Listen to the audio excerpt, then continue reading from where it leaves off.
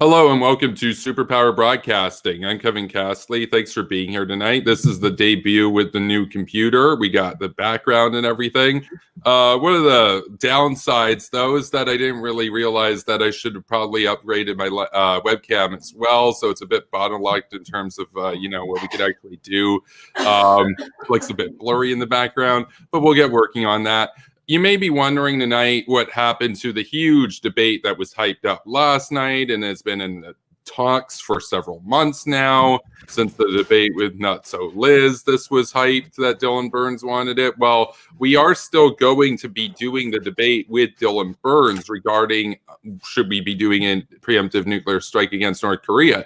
However, there is news, and it has essentially postponed the debate that I was going to do with him, which was originally scheduled for 9 p.m. Eastern today, 6 p.m. Pacific. That will not be happening. Dylan Burns, he had a personal crisis that has basically meant that he won't be doing any more streams or anything for a little while now. I can bring up the tweet here from his Twitter, just so that you guys can see this. So, he went through a breakup and, there was some discussion about, in the chat and everything, like, is this just an excuse or whatever? No, I believe him. I believe that this is genuine here. He's the one who wanted the debate. He's the one who challenged me. I believe it. We wish him the best and everything. And, he's not going to be at his A game if he was going to debate now. That's not going to be fair. We want to have a high energy debate. We want to win when, he's at his best. I'm at my best. It's the sort of thing that I'm not sure when it's going to happen, but it will happen. So stay tuned for that. But in the meantime, we have Sarah, PeachPadme tonight. So she was permanently suspended from Twitter as a result of telling commies rather to go suffer the consequences of their ideology. Apparently, that's too triggering for Twitter. Apparently, you can be a commie, you can be partisan girl, you can carry water for brutal leftist regimes out there.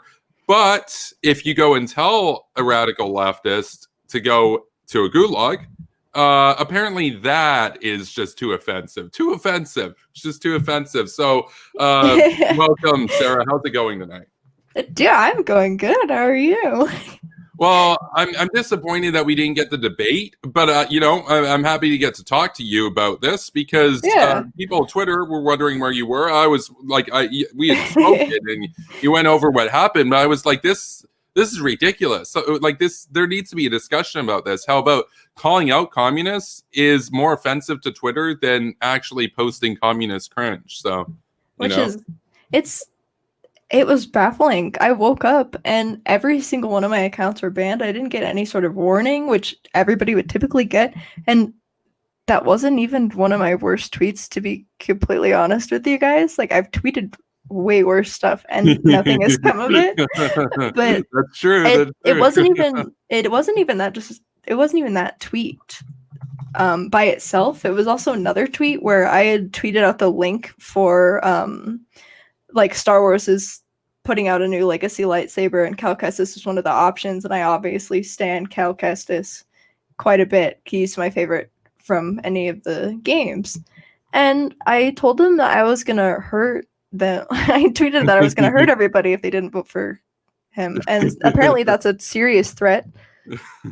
Not voting in a poll is a serious threat, I guess.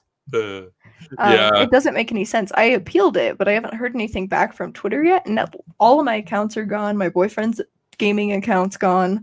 Everything that I was logged onto my phone on Twitter is gone, but I'm still getting notifications when people tweet that I had notifications on for already, which is really weird because I haven't deleted the app or anything, of course, because I want to go back on it, obviously. Yeah. But I'm still getting notifications from Twitter even though I can't use it. It's really weird. I just feel like it feels like everybody's getting banned right now. Like half of Catholic Twitter is either banned or they're on some kind of lockdown where they're limited, and I don't really understand why. It's so close to elections. I get it, you have to understand that you have to be careful, but if you take Twitter seriously, you seriously need to log off and go get a life. Like, there's absolutely no reason to be taking Twitter so seriously that you're going to seriously think a 19-year-old girl wants to send you to a gulag. Like, there's absolutely no world where that makes sense. The hilarious part of it, though, is that I was talking about this before we went live, how you can literally be a communist. There are tanky accounts out there on Twitter. There are prominent accounts on there that defend the Syrian regime. They defend the North Korean regime that actually has gulags, that actually murders and commits genocide against their own people. But for one of us on the right to come out and say to them, oh, you should go to a gulag. That's hate speech or whatever. That's offensive. And like you were saying, like some accounts on Catholic Twitter and stuff got banned. I don't really pay much attention to Catholic Twitter, but I see quite a bit of what the communists put out there. And I would imagine it's probably quite a bit more offensive than whatever the Catholics are talking about on Twitter. So this idea that, that it's an unbiased sort of thing, it seems to be the case that it's mostly people that are right of center that are getting muzzled right now when it comes to this. Yeah. So that's my take, at least, because I see stuff from both sides. And, we still have Nick Fuentes. I mean, he's on the right, but he also supports Joseph Stalin. He also said that he would take Joseph Stalin over Donald Trump, for example. That guy, nose picker Nick, he isn't bad. He's not bad. He's not bad, but you're bad because you went and told the communists to suffer the consequences of what would actually happen if their side ever did get power again. It's amazing. But we've got Wyatt here. He's just noting this is a really annoying debate to organize. Well, it was gonna work. And then this came up. It was, totally unforeseen and everything. But it'll happen at some point in the future. I'd hope, though. All I'll say is that I'd hope that going forward, Dylan Burns would not accuse me of stalling like he did the other day, because we weren't stalling. We had both put it on the back burner. If I hear a stalling remark again, then maybe we will have to levy some criticism and whatnot. But, that's how that is. But so I got the tweet here from what this random clown over on Twitter was saying about you. And we have this know-nothing guy of whom I basically know nothing, apart from when he tweeted about me being cringe, Castly, or whatever, and apparently wanting a nuclear holocaust or whatever. This guy now is defaming your character and posting libel against you, saying alleged pedophile. Wait, who's making the allegations? At PeachPadme has been permanently suspended from Twitter, and then there's a screenshot of you saying I'd rather have single payer healthcare than universal. Yeah, I made a typo in a tweet, and then he dogged on me, and then I deleted it, and that's the only interaction I've ever had with him, and he literally won't stop posting those screenshots. And I literally tweeted out like, "Hey, that was a typo. That's not what I meant to say." Yeah. It's been a day. Like, everybody makes mistakes on tweets. You need to let it go. I don't understand the pedophile accusations. Yeah. That doesn't make any sense. If you're going to make accusations against somebody, make sure that you have evidence first, because all you're doing is lessening the experience of actual victims of abuse. And that's disgusting to me.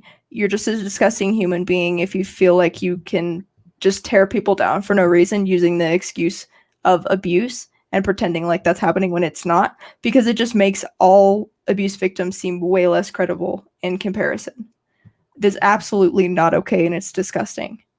Well, the thing is, one of the things I remember from when you were on Twitter before you got suspended and everything was that yours was one of the only accounts that I saw. Now, granted, I don't follow that many accounts, but yours was one of the few accounts that I saw that was specifically regularly calling out pedophilia and stuff on both sides. A lot of people kind of let that slide and everything, but I would see your account in particular. You would talk about how pedophiles need to be brought to justice under the law and that kind of thing. And I mean, it is Twitter. We actually do have like a decent amount of creeps and everything out there. But this was one of the tweet dialogues that he had highlighted in his tweet, and then there's you there saying hated for not wanting to go vote for either old pedophile, allegedly. And then he says, come on, Biden's not even an alleged pedophile. He's an alleged rapist. And that allegation is being deemed incredible by most. I'm not going to at you for not voting for him, but don't lie about him. And then you say he's an alleged pedophile. And so the allegation, though, that you're bringing up there, I guess we could go into some detail about that. So for the election, though, are you at this moment supporting Donald Trump, or are you supporting Joe Biden currently? So currently, I'm going to vote for. I don't know. Like, it's hard to answer. It's so close. Yeah, I'm so on the fence. It's something that I just can't bring myself to support either side. Like, it just feels wrong to me to vote for either one of them. It's something that I morally feel like I can't back either of them because I know it's going to be a mistake whichever way it ends up. Biden's not going to be this Hail Mary to everybody's wanting privileges above white males that are just happen to be straight in the middle of the Midwest. It's like, it's just, either way, it's gonna be a shit show. There's gonna be an issue either way. Everybody's gonna be pissed off. This election is extreme. Like, everybody's extremely violent and up in arms with each other about it. Like, daily. I see people like fist fighting in the streets in my town, which is normally quiet, about it because they're like rallying on either side, like with their signs or whatever.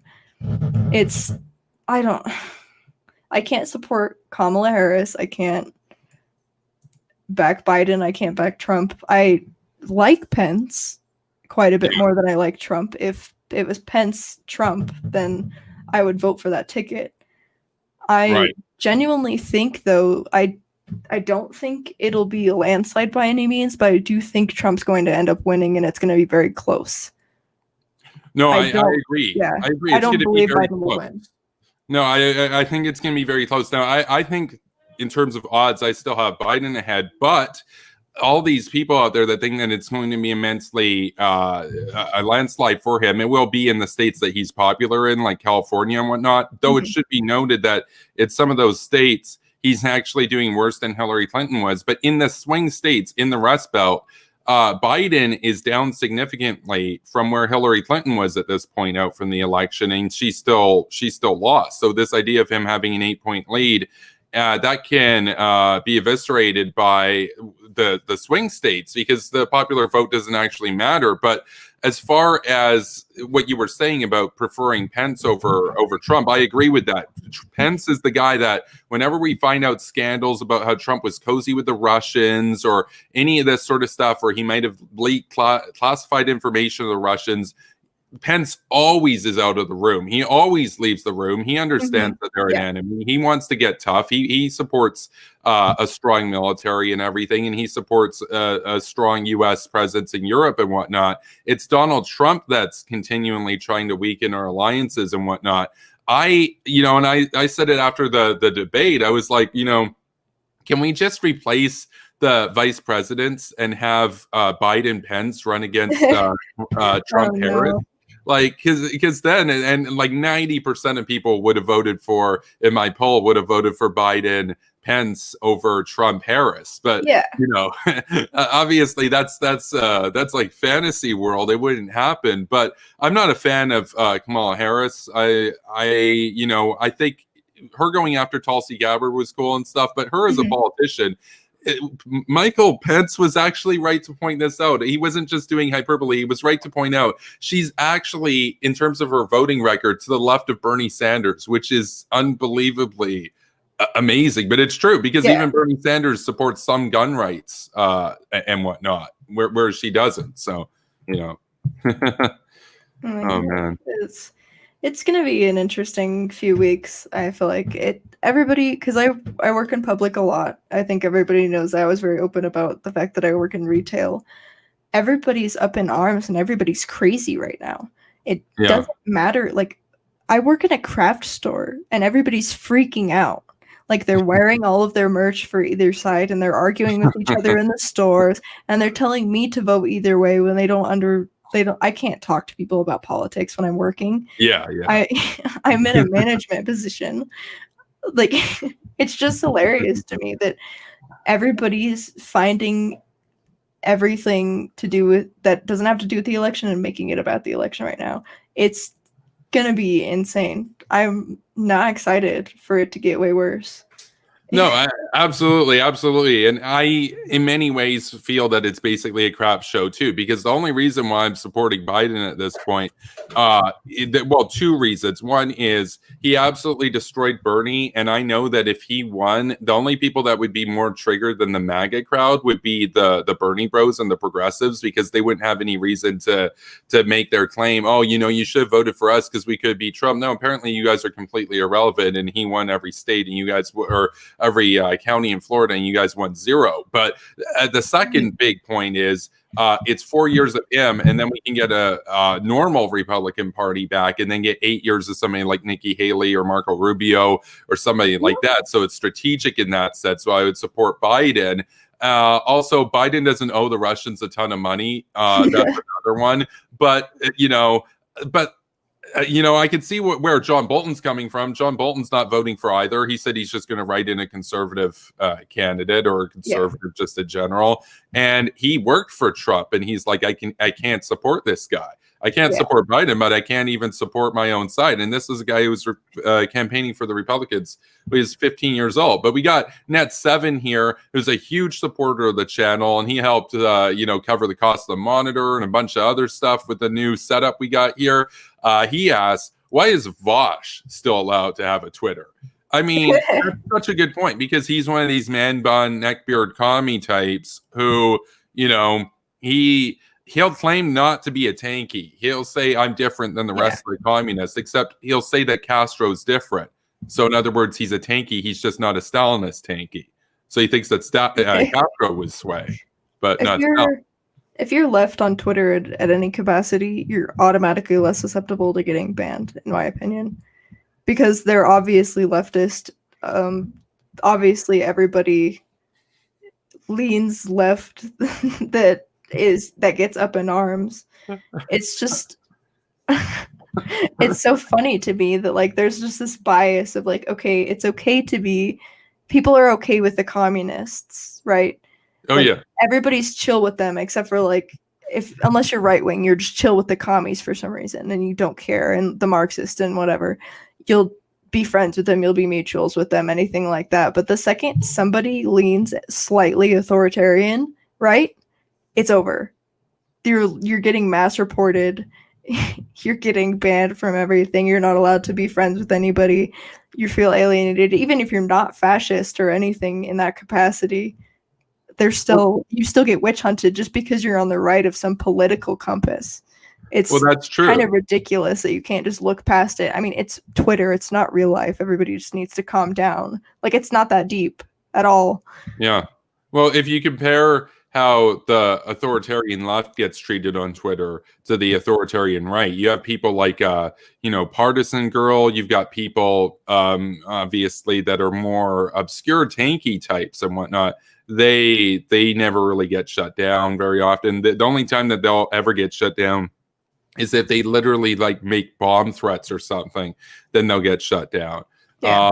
But you're right. The only exception, though, on the authoritarian right is if you're somebody like Nick Fuentes, where he's actually cool with Joseph Stalin and everything, and he can get along with the people on the left. He's like the horseshoe theory kind of guy, where he's like, oh, they're the National Socialists, and the socialists can get along. That kind of guy.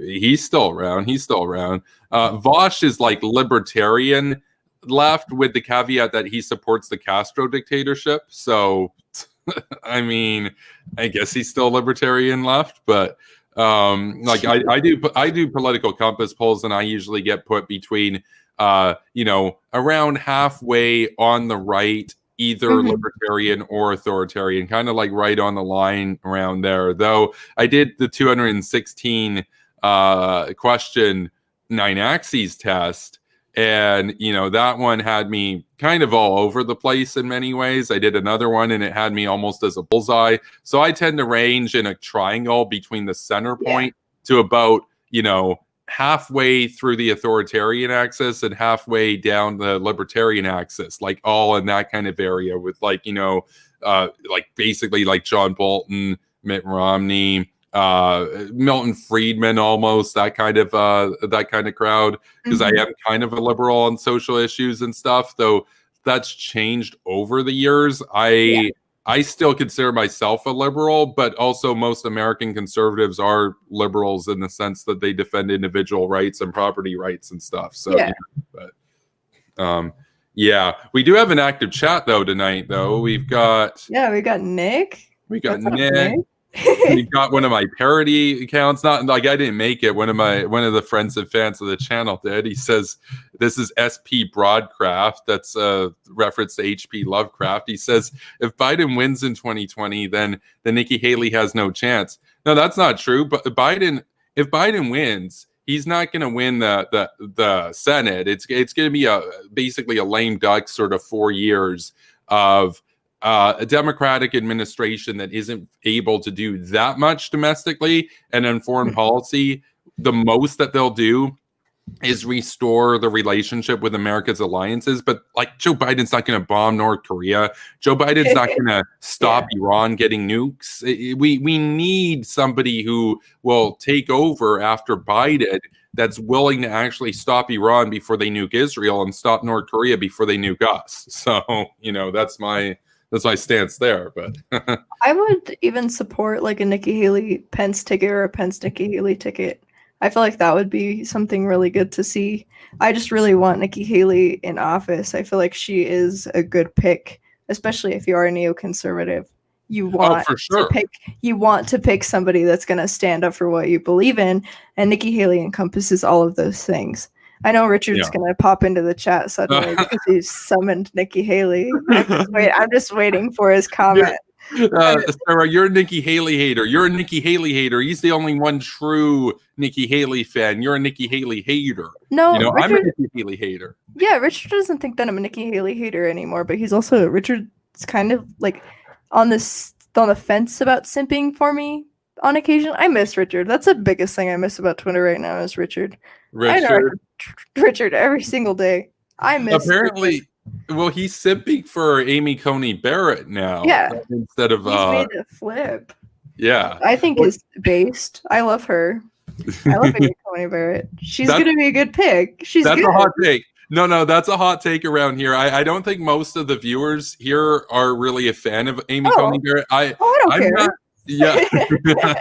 Well, no, and that's good, and that's good. We don't want like sycophants or anything around here. For me, I think, and I've said this before, I think that Trump, he gets his 4 years, even if it was the last day before he's out of office, he gets to appoint whoever he wants. I don't like this idea that like you're the president, but you're only kind of the president for the first 3.2 years. And then after that, you don't really get to appoint anybody. And we should wait for the next election, bro. No, how about elections have consequences and Obama gets to pick whoever he wants. Trump gets to pick whoever he wants. Biden gets to pick whoever he wants if he's president. And all those people out there saying, but Barack Obama listened to Mitch McConnell and didn't do it. So therefore Trump shouldn't. No, that's because Obama was a sucker. That doesn't mean that Trump should also now be a sucker. Obama had every right to do it. He just was weak. That doesn't mean that Trump doesn't. It just means that Obama forfeited his opportunity. So, and now that's true for Democrats. That's true for Republicans, whatever. Like those that are calling Mitch McConnell a hypocrite on this. He is a hypocrite in the technical sense of this issue, but he's not unprincipled. He's a principled conservative. He was willing to play politics for his side. Obama was gullible enough to listen to Mitch McConnell. That's not Trump's problem. So that's my stance on that. But we do have an active chat, though. I'll take a look at all of the comments here.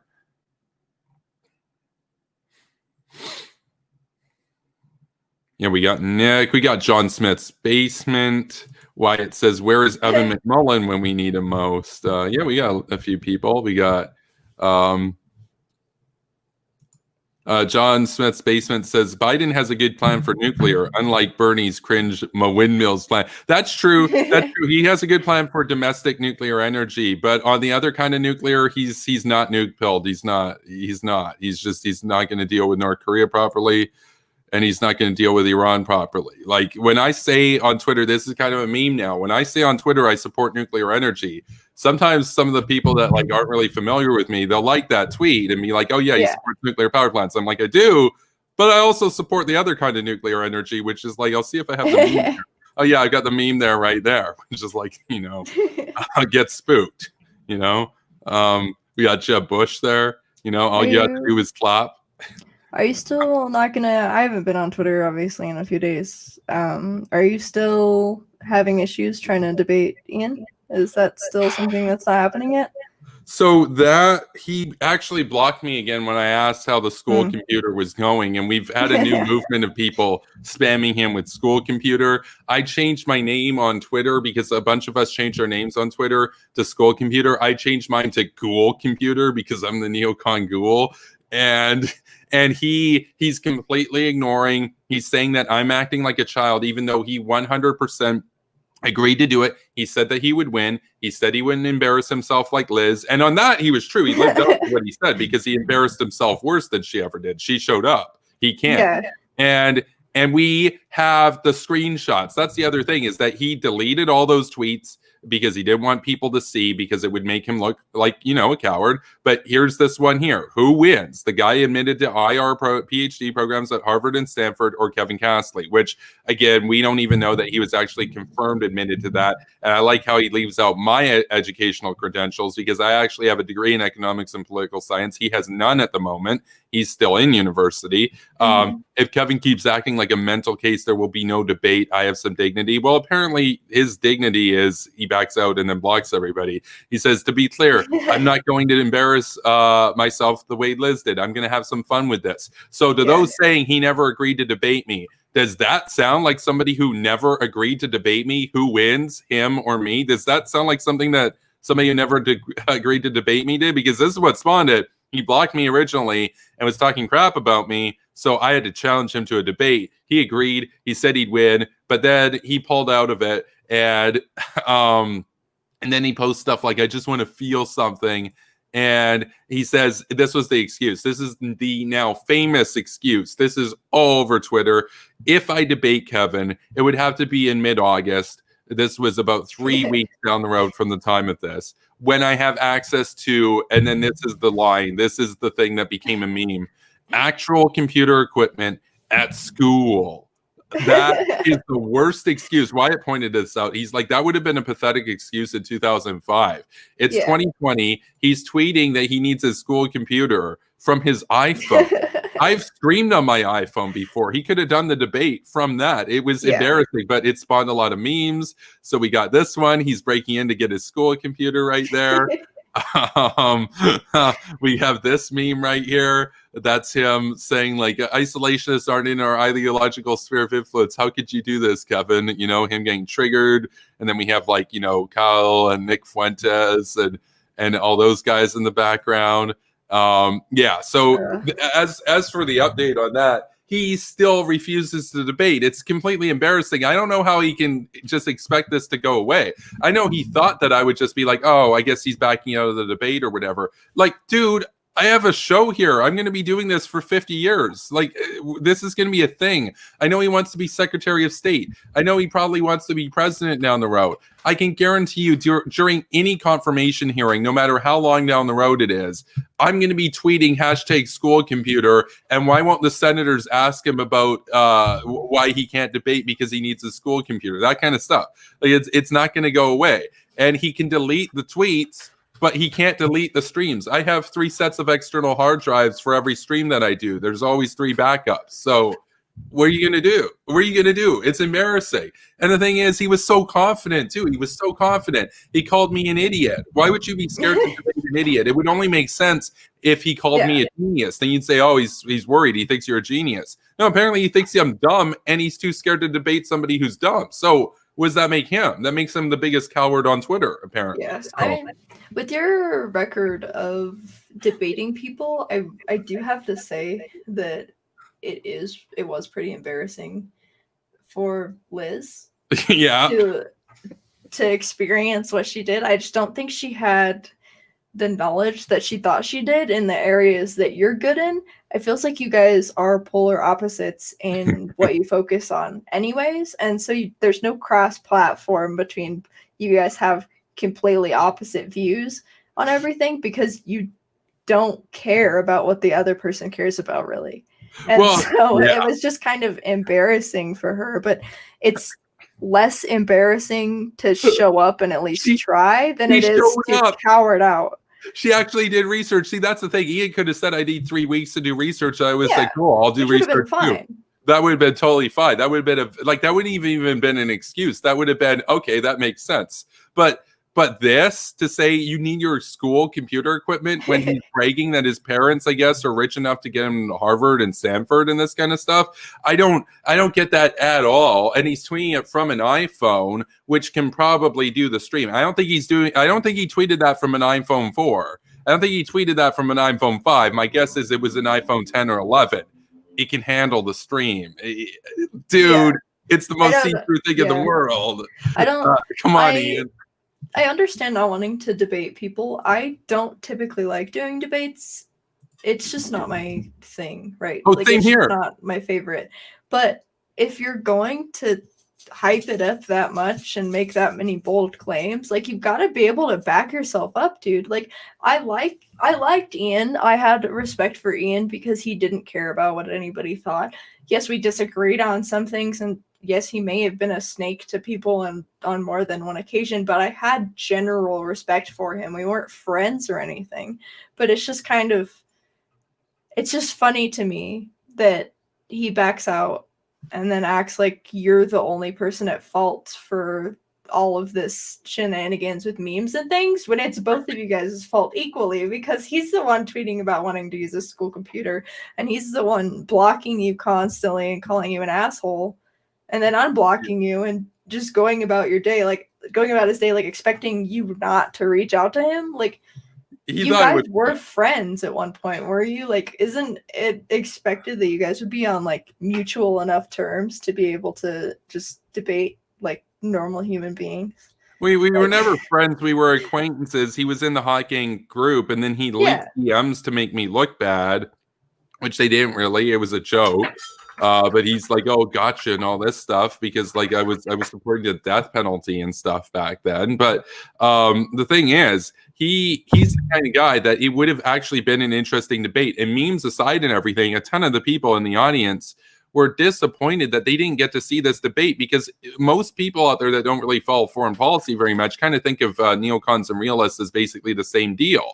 But it would have been interesting to go over the differences between us, because he's a fan of Turkey, for example. He views them as a strategic ally. I view them as taking advantage of us and that they're actually with the Russians. He, for example, is a huge fan of Henry Kissinger. I give Kissinger credit on some things. I think that other things were the ends didn't justify the means, and he knew it going into it. I think, you know, in other areas, though, we agree on a ton of stuff. Wyatt also said this. He's like, me and Ian, we probably agree on about 80% of things. Yeah. We could debate on the other 20%. There would have been some common ground there. We could have had a civil conversation and everything. But instead, he gives the most cringy excuse ever. We do memes over it. He says that we're asking like children, and then he dodges out of the debate for 3 months. And then I simply just message him and ask, like, hey, look, man, when are we going to get this going? I gave you a lot of time. How's the school computer going? And then he blocks me again. And as if I'm just going to let this go. And I don't understand how he can think that this is going away, because sure, a lot of his fans and a lot of the people that are kind of, they're more anti-me on like the more neoliberal side of Twitter, they're still supporting him and calling me cringe Castley and stuff. But they also haven't seen the tweets that he deleted. And once we get those tweets out there, like they really think that Ian didn't really agree to this or whatever. Once we show them, hey, look, he agreed to this and backed out, we have the screenshots. This here, right there. That should be making rounds on Twitter. Everybody that's a fan of this channel, follows me and everything, they've already sent him this. They've already sent this around. He's blocked them. But we need to get this out to like people that do respect him, because he has a decent following and a lot of people take him seriously. They don't understand that this guy is vapid. He's obviously just talks tough, has no substance to back it up. And Sarah, I agree with you. I'm not a debate me bro. I'm Yeah. literally not a debate me bro. I say here, I'm not into debate me bro culture, but I'm challenging this clown. Neocon versus realism. Let's go. And for the record, this was the only time this year in 2020 that I've actually challenged somebody to a debate. I had to do it. I didn't even have a choice. This guy's talking crap about me. I'm blocked. Like, dude, you can block me, but that doesn't mean that I can't challenge you to a debate. And he agreed. And he agreed, and then he backed out. So for anybody out there who thinks that this guy won, and we had some people today on Twitter and yesterday on Twitter saying that Liz destroyed me, that she murdered me in the debate. Absolutely not. Liz even admitted defeat. Liz admitted defeat. That how could you look at what happened? How could anybody look at what happened? Yeah, it's just like everybody saying, like, not everybody. It's just like the minority saying that Kamala beat Pence the other week. Yeah. In the debate. It's the same level almost. It's Liz doesn't know how to debate, which given I'm not good at debating either. So it's perfectly fine. It's okay to not be good at debating, but you shouldn't challenge somebody to a debate unless you're prepared to debate and be better than somebody at debating. The whole point is to come out on top and to change people's minds, because people look at debates for advice on policy issues all of the time. She lacked in those areas. She was doing things like just blatantly ignoring you or saying that she didn't care. When you're in the middle of a debate, you obviously care. It was embarrassing. It was embarrassing. I don't get secondhand embarrassment, and I don't get along with Liz. And I was embarrassed for her. Like, I felt bad for her. Like, I wanted to DM her and be like, hey, are you okay? Afterwards, because everybody was shitting on both of you guys. Yeah. But it was she was receiving the low end of the stick, which, given I did participate in the cringe versus commie hashtag. That was before we followed each other, so it was just funny. I made memes out of it. I played around with it, but there were a lot of people that had like genuine criticism for her after it, and she just kind of like forgot that it existed. Now every like few days, she like has people bring up like, "Oh, Liz won the debate, by the way," when she really didn't. No. From just an unbiased point of view, when I wasn't friends with you and I like didn't really give a shit about her at all, like. She obviously lost. Like, just from like a normal bystander point of view, like, she did not hold up, which is okay. Just a reminder that it's okay, everybody, to not be able to debate. Like, it's stressful to debate people on cam in front of people. There's obviously a lot of pressure. People hyped it up a lot. There were a lot of viewers on that. Even I was watching it, and She challenged me, though. For the record, she was the one who begged for it for months. So it's something that I think she just thought would be an easy win when it really wasn't. Because both of you are not that this is a bad thing. Both of you are stubborn.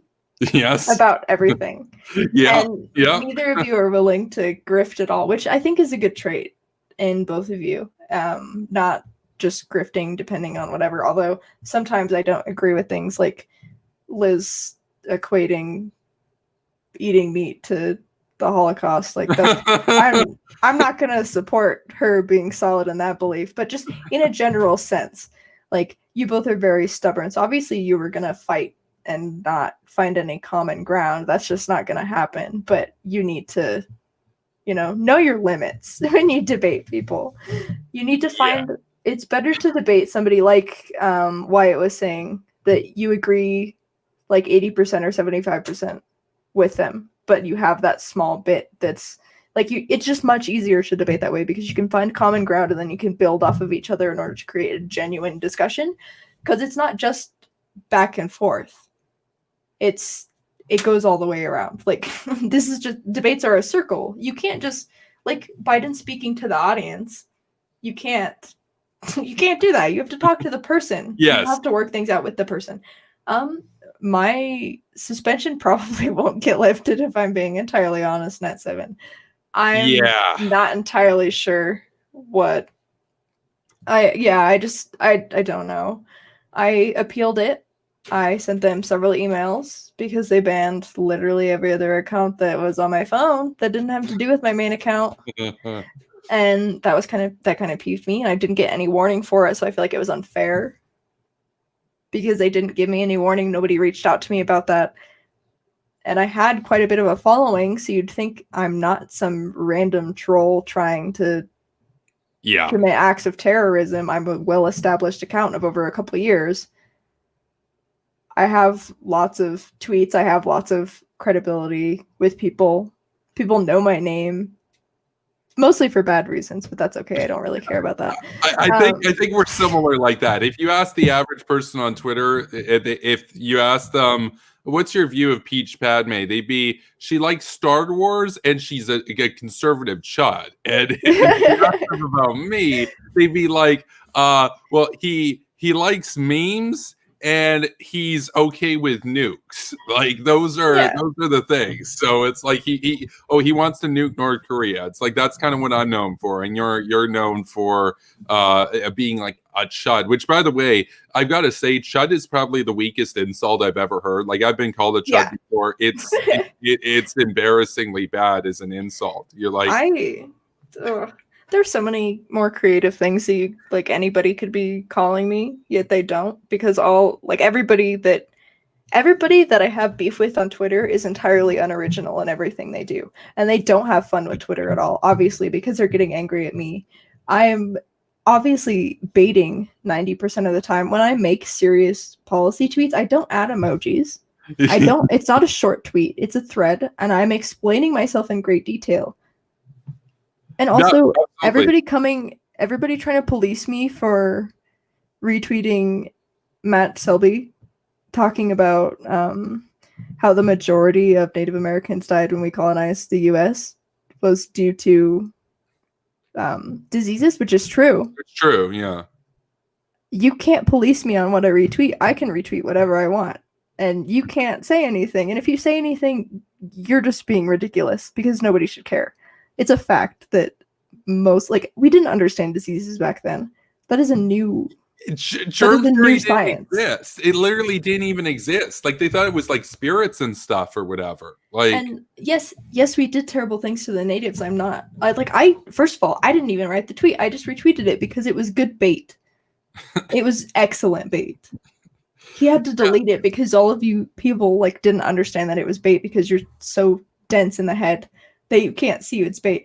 He clearly understands. It was satire. He clearly understands that, of course, we did terrible things to the natives. That's going to happen whenever you colonize anywhere. But the majority of them died because of diseases. And there were people, putting this article from some random website, saying that the colonizers were putting diseases into blankets to give to natives. Yeah, that's a big meme. Ethnically cleanse them. That doesn't make any sense. They didn't understand germs. It was the dumbest thing I've ever seen. It was hilarious. And everybody freaked out. I had to block Terry over it. I was on good terms with Terry until Terry had DM'd me and asked for she could have called me on Discord. She could have messaged me or anything, but she just tried to call me out and thought she was doing something heroic when she really wasn't. I saw that. You're not doing anything and calling me out. I don't care. I don't care what you have to say. We were good friends off the timeline. I'm not gonna lie. I had an appreciation for Terry. She was a good friend up until the point where she started deciding that it was more okay to just try to put me on blast for things that I've just retweeted. It wasn't even my tweet. And try to be while everybody else is dogging on me, and she knew I was having a rough week that week. It's why? What's the point? It's so dumb. It doesn't make any sense. See, that's the mark of a friendship that has grown old at that point. Because I know in the past I've tweeted things before that had bad optics or that I don't even agree with anymore, or that were just objectively cringy. And I've had my buddies, I had Reese, for example, one time say to me, just in a DM, just yo, dude, you're posting some serious cringe, and don't, my advice to you is don't continue this, but it's your Twitter, you do what you want. And That's what a friend does. Now imagine he like was just like, oh, he tweets out on public like, okay, Kevin Castley, he's cringe Castley over this or whatever. It's like, no, that's not. If I got issues with a friend or whatever, I'm gonna message them, I'm gonna DM them, or at least it's gonna be in a group chat or something. This idea of just publicly virtue signaling, putting people on blast, canceling your friends and everything, then they're not really worth it. They're not really worth it. And I say that as somebody who, you know, I've quote unquote lost a fair deal of friends coming out as a neocon and a hawk and everything over the last few years. I literally don't care. I literally don't care. If anything, well, and I know this for a fact, I am far happier now. I obviously have more purpose. I found my calling in terms of promoting the hawk pill and everything. And we have a great community here. And I don't really care to spend that much time around people that are going to tell me that Assad's a good guy, or that Putin feels scared, or that Kim, he's uncomfortable. He needs the nukes, bro. I don't care. I don't care. So, you know. The e-girls that same day, you know, the e-girl council that was infamous for about 3 weeks. It lasted the whole 3 weeks before they all destroyed it because they don't know how to stop drama and they don't know how to just be normal human beings. They literally were like equating me to fascism because I made a joke about, because they were all posting on their stories and everything, because I had them added on other social media platforms. As they weren't the only people doing this, there were plenty of people doing this. Like, hey, make sure you go and vote, which like is a nice sentiment, but if you really care about politics and if you're old enough, you are already registered to vote.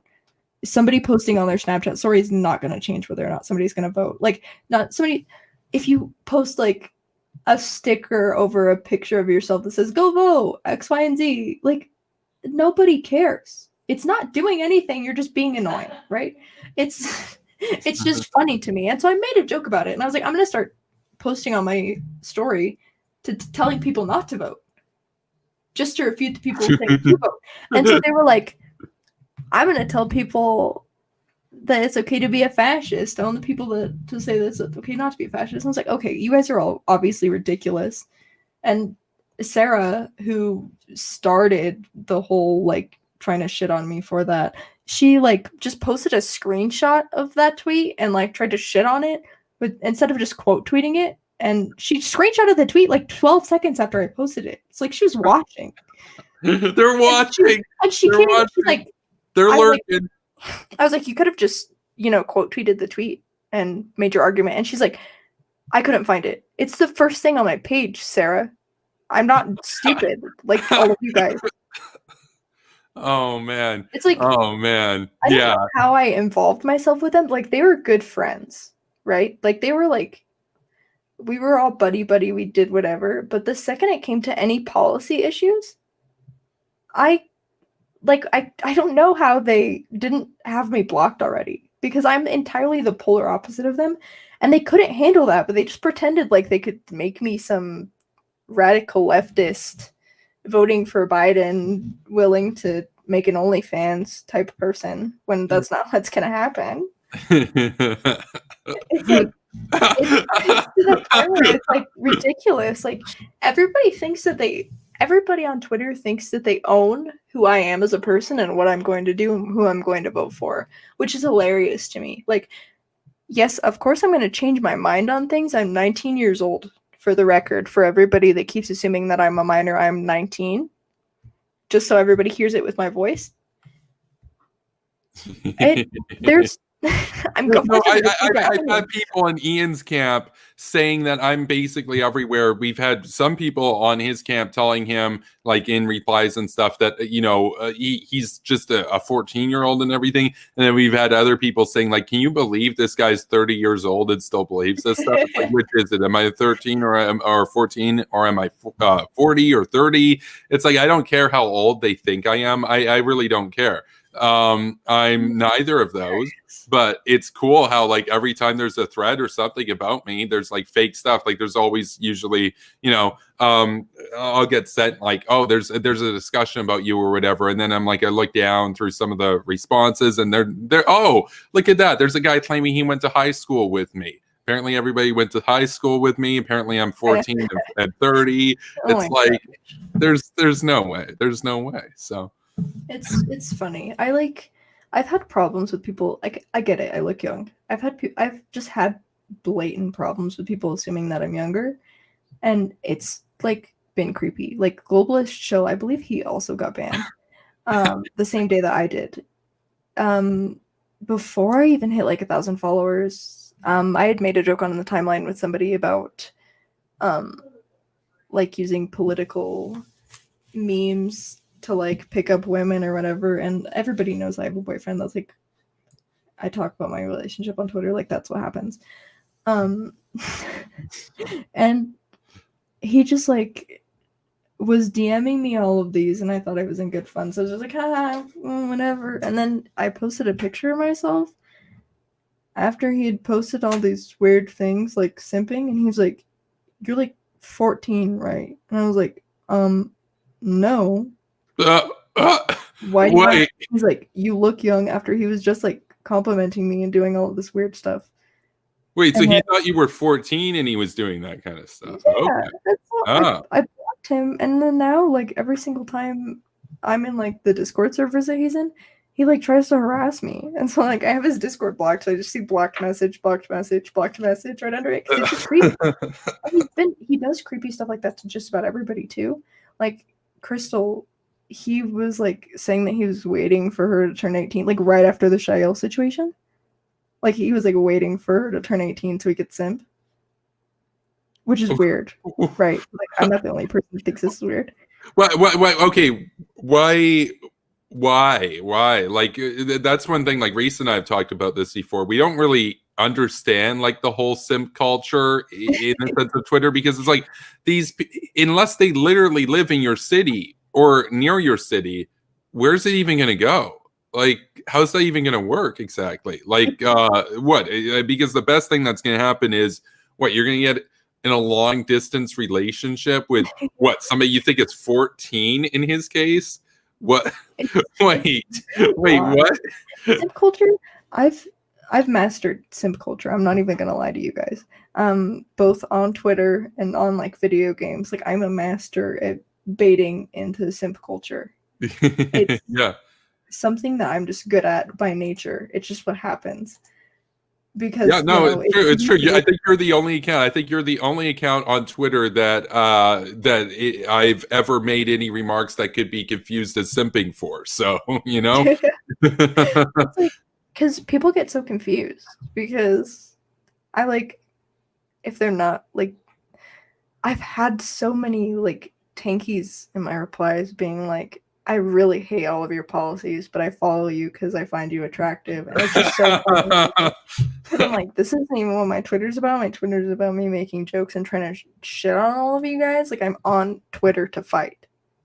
Like, that's how I de-stress. Like, I argue with people on Twitter. That's what I do, right?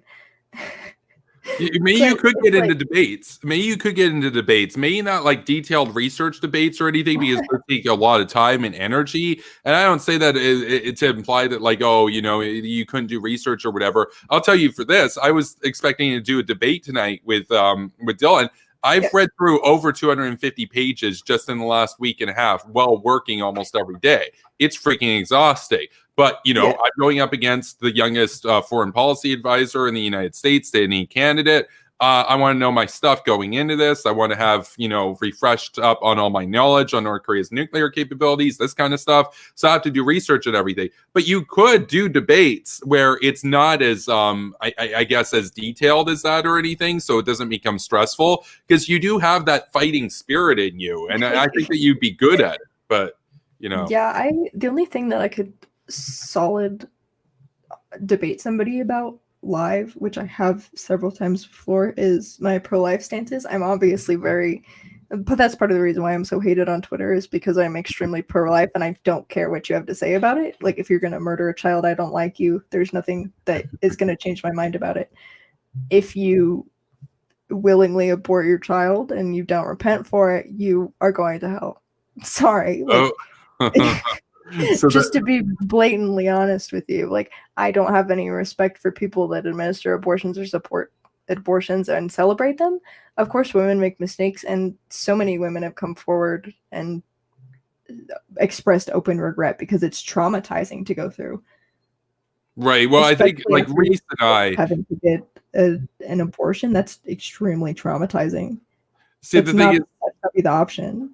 like Reese is an anti-theist. I'm agnostic atheist, but both Reese and I have the stance basically that abortions should be legal, but basically they should be as limited as possible. They should be like as rare as possible. We basically want to have a culture in which that accidental pregnancy and all that kind of stuff is not as likely. We basically want access to abortion, but at the same time, and Reese can kind of clarify his position, but from what I got talking with him, neither of us are the types of people to like glorify or aestheticize it like some of the more radical people on the left will do, and they'll do that to like push back against the pro-life movement on the right. But but that's your stance there. That's the thing. Like we have people from various perspectives on here for sure, and Yeah, I am for, like, if it is medically necessary, you should be allowed to get an abortion. Like, okay, if it's absolutely medically necessary, then go for it. There are other options besides getting a medical abortion. You could obviously get a C-section, and that would reduce risk of death if we're talking about mothers dying from childbirth. Getting a C-section removes that whole need for an abortion, right? It's just the fact that if you are irresponsible enough to not wear a condom, you're too irresponsible to have sex, and you shouldn't have a child. Like, you shouldn't, like, it's not that hard to not have sex, right? It's literally not that hard. I don't understand this whole culture of like, oh, we need to have it. It's freeing. Yeah, it's freeing, whatever, but you need to be responsible about it. Oh, and they say, how do you feel about the Plan B pill? I think it's fine as long as you're being responsible about it. You can only take it 3 times in 1 year in order for it to be effective. Every single time you take it, it lessens the chance that it's going to be effective. You can't use it constantly whenever you decide to be annoying. It's like, it's called Plan B for a reason. yeah, It's for when you make a mistake. yeah, It's that's not true. supposed to be used constantly. And I will be openly transparent. I am Catholic, and I have a birth control implant in my arm because it controls my migraines. Okay. Birth control isn't necessarily evil, unless, of course, you're Catholic and you're using it to prevent sex. Not to prevent sex. If you're trying to use it to prevent pregnancy because you're having premarital sex, there are other reasons to have it. But I don't think birth control is the best option. It ruins a lot of women's lives. You just need, like, it's just not hard to have sex. Like, not have sex. It's literally not difficult. You'll be fine. Like, you will survive. You can wait till marriage. Like, it's literally not that hard. Of course, it's nice to have fun. I understand people have fun in different ways, but you can't just excuse murdering an innocent life form by like, hey, I was irresponsible, X, Y, and Z. And if you allow women to have abortions, then you're just allowing men to avoid their responsibilities. So It just teaches men that they don't have to be responsible for their actions. what do you make though of if somebody tells you they don't view it as murder? Because like back in the day when I was in high school, for example, I was pro-life, but I wasn't religious. I just thought, I'm not sure if it's murder. We should err on the side of caution. In case that, in case it is actually like, a conscious sort of being, that kind of stuff. But obviously I've changed my views on that and everything now. But what would you say to somebody who just doesn't consider it murder? Like, I think obviously the later in the term you get, the grayer those lines become, and the more obvious it becomes that, you might be dealing with like a viable baby. But what would you say if it's like the first trimester, or you're talking about, say like up to a reasonable point? When do you basically when do you think that life begins? Do you believe that life begins at conception? Because I don't, but a lot of people do. So So typically, life does begin at conception because you are creating a unique set of DNA that also alters the mother's DNA. Whenever you get pregnant with a child, it alters the mother's DNA because they are now carrying a foreign specimen in their body.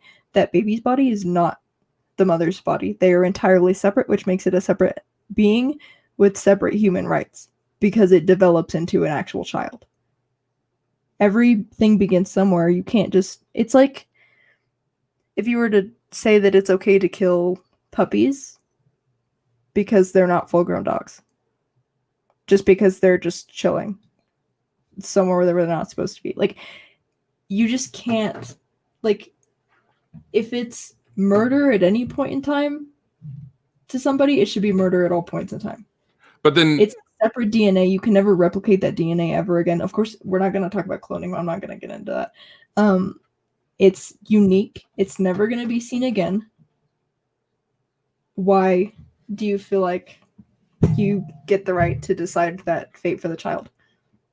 Right, but you could make that argument to, like, say, millions of eggs and whatnot, that you could say, well, they're all technically separate. They're all, independent DNA sequences and whatnot. You could say that point about, like, in a lot of different cases. I'm not as well read up on the abortion arguments. It's not really an issue that I really focus on very much, but I think that there's a debate to be had here, though. I think the majority here in the chat seem to be generally pretty pro-choice when it comes to this stuff. But as far as birth control goes, though, one of the ways that I would support lessening the number of abortions is by making birth control more readily available. I think birth control is a great way of reducing the chances that children are going to be born into poverty, that kind of stuff.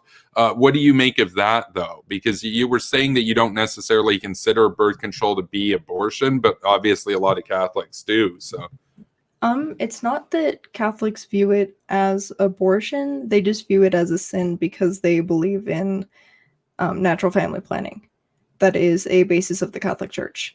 You are not... The only reason you are not to use any sort of contraceptives is because it's supposed to naturally happen at God's will, and you are not supposed to have any say in it, right? It's just supposed to be you're letting God take control.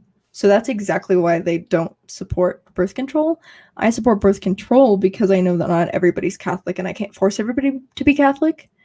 And so they should have that option, as long as, like, of course, Plan B is still terrible because it's getting rid of that life form. And it still probably, like, it's not easy when women take Plan B. Like, it hurts, like, it physically hurts your body. It's straining. It just, any of that kind of stuff hurts, yeah, so we got a lot of questions.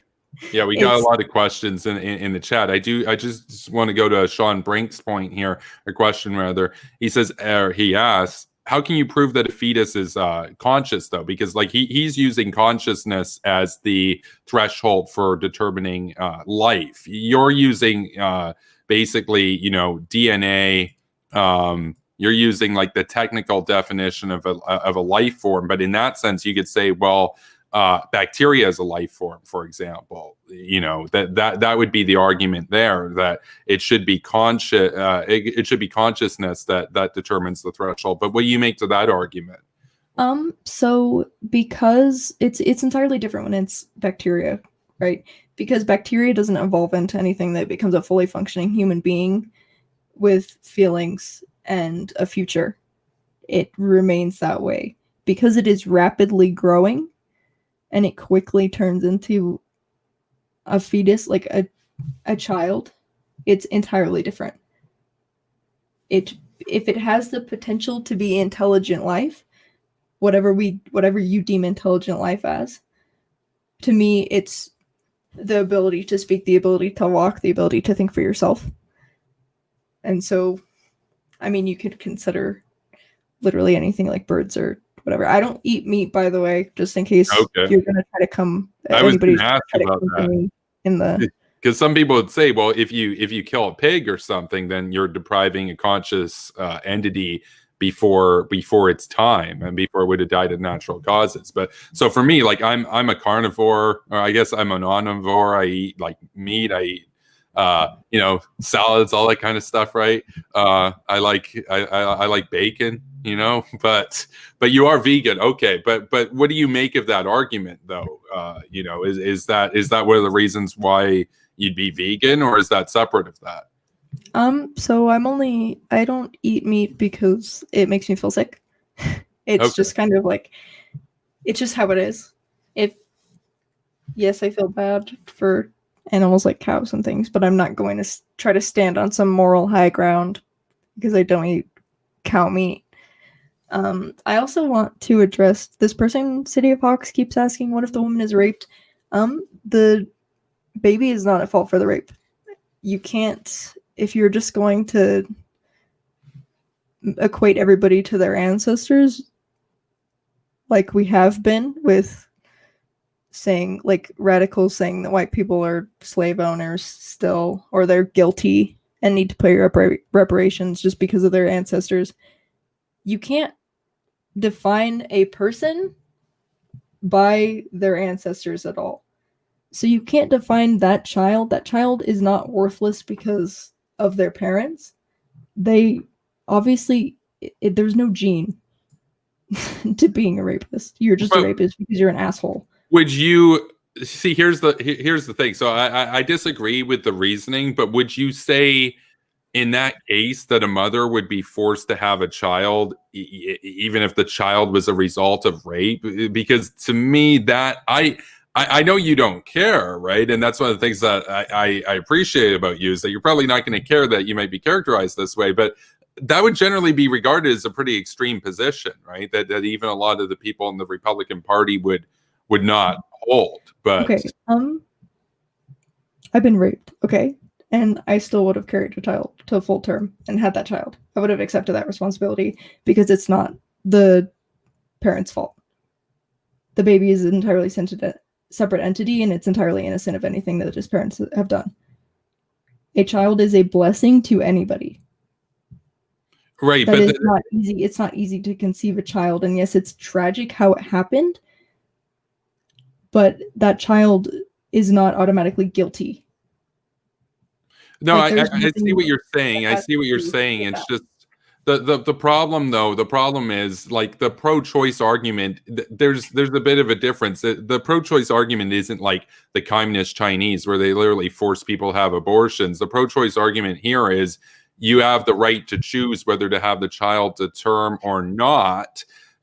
I understand your reasoning there and your perspective there, but what would you say, though, to somebody who says, that's your choice, but my choice in this example would be to not carry the baby to term. It was the product of rape. I don't want any part of that. What would you say to that argument, especially if they said to you that maybe they're Hindu or they're atheist or something, So abortions are extremely traumatizing.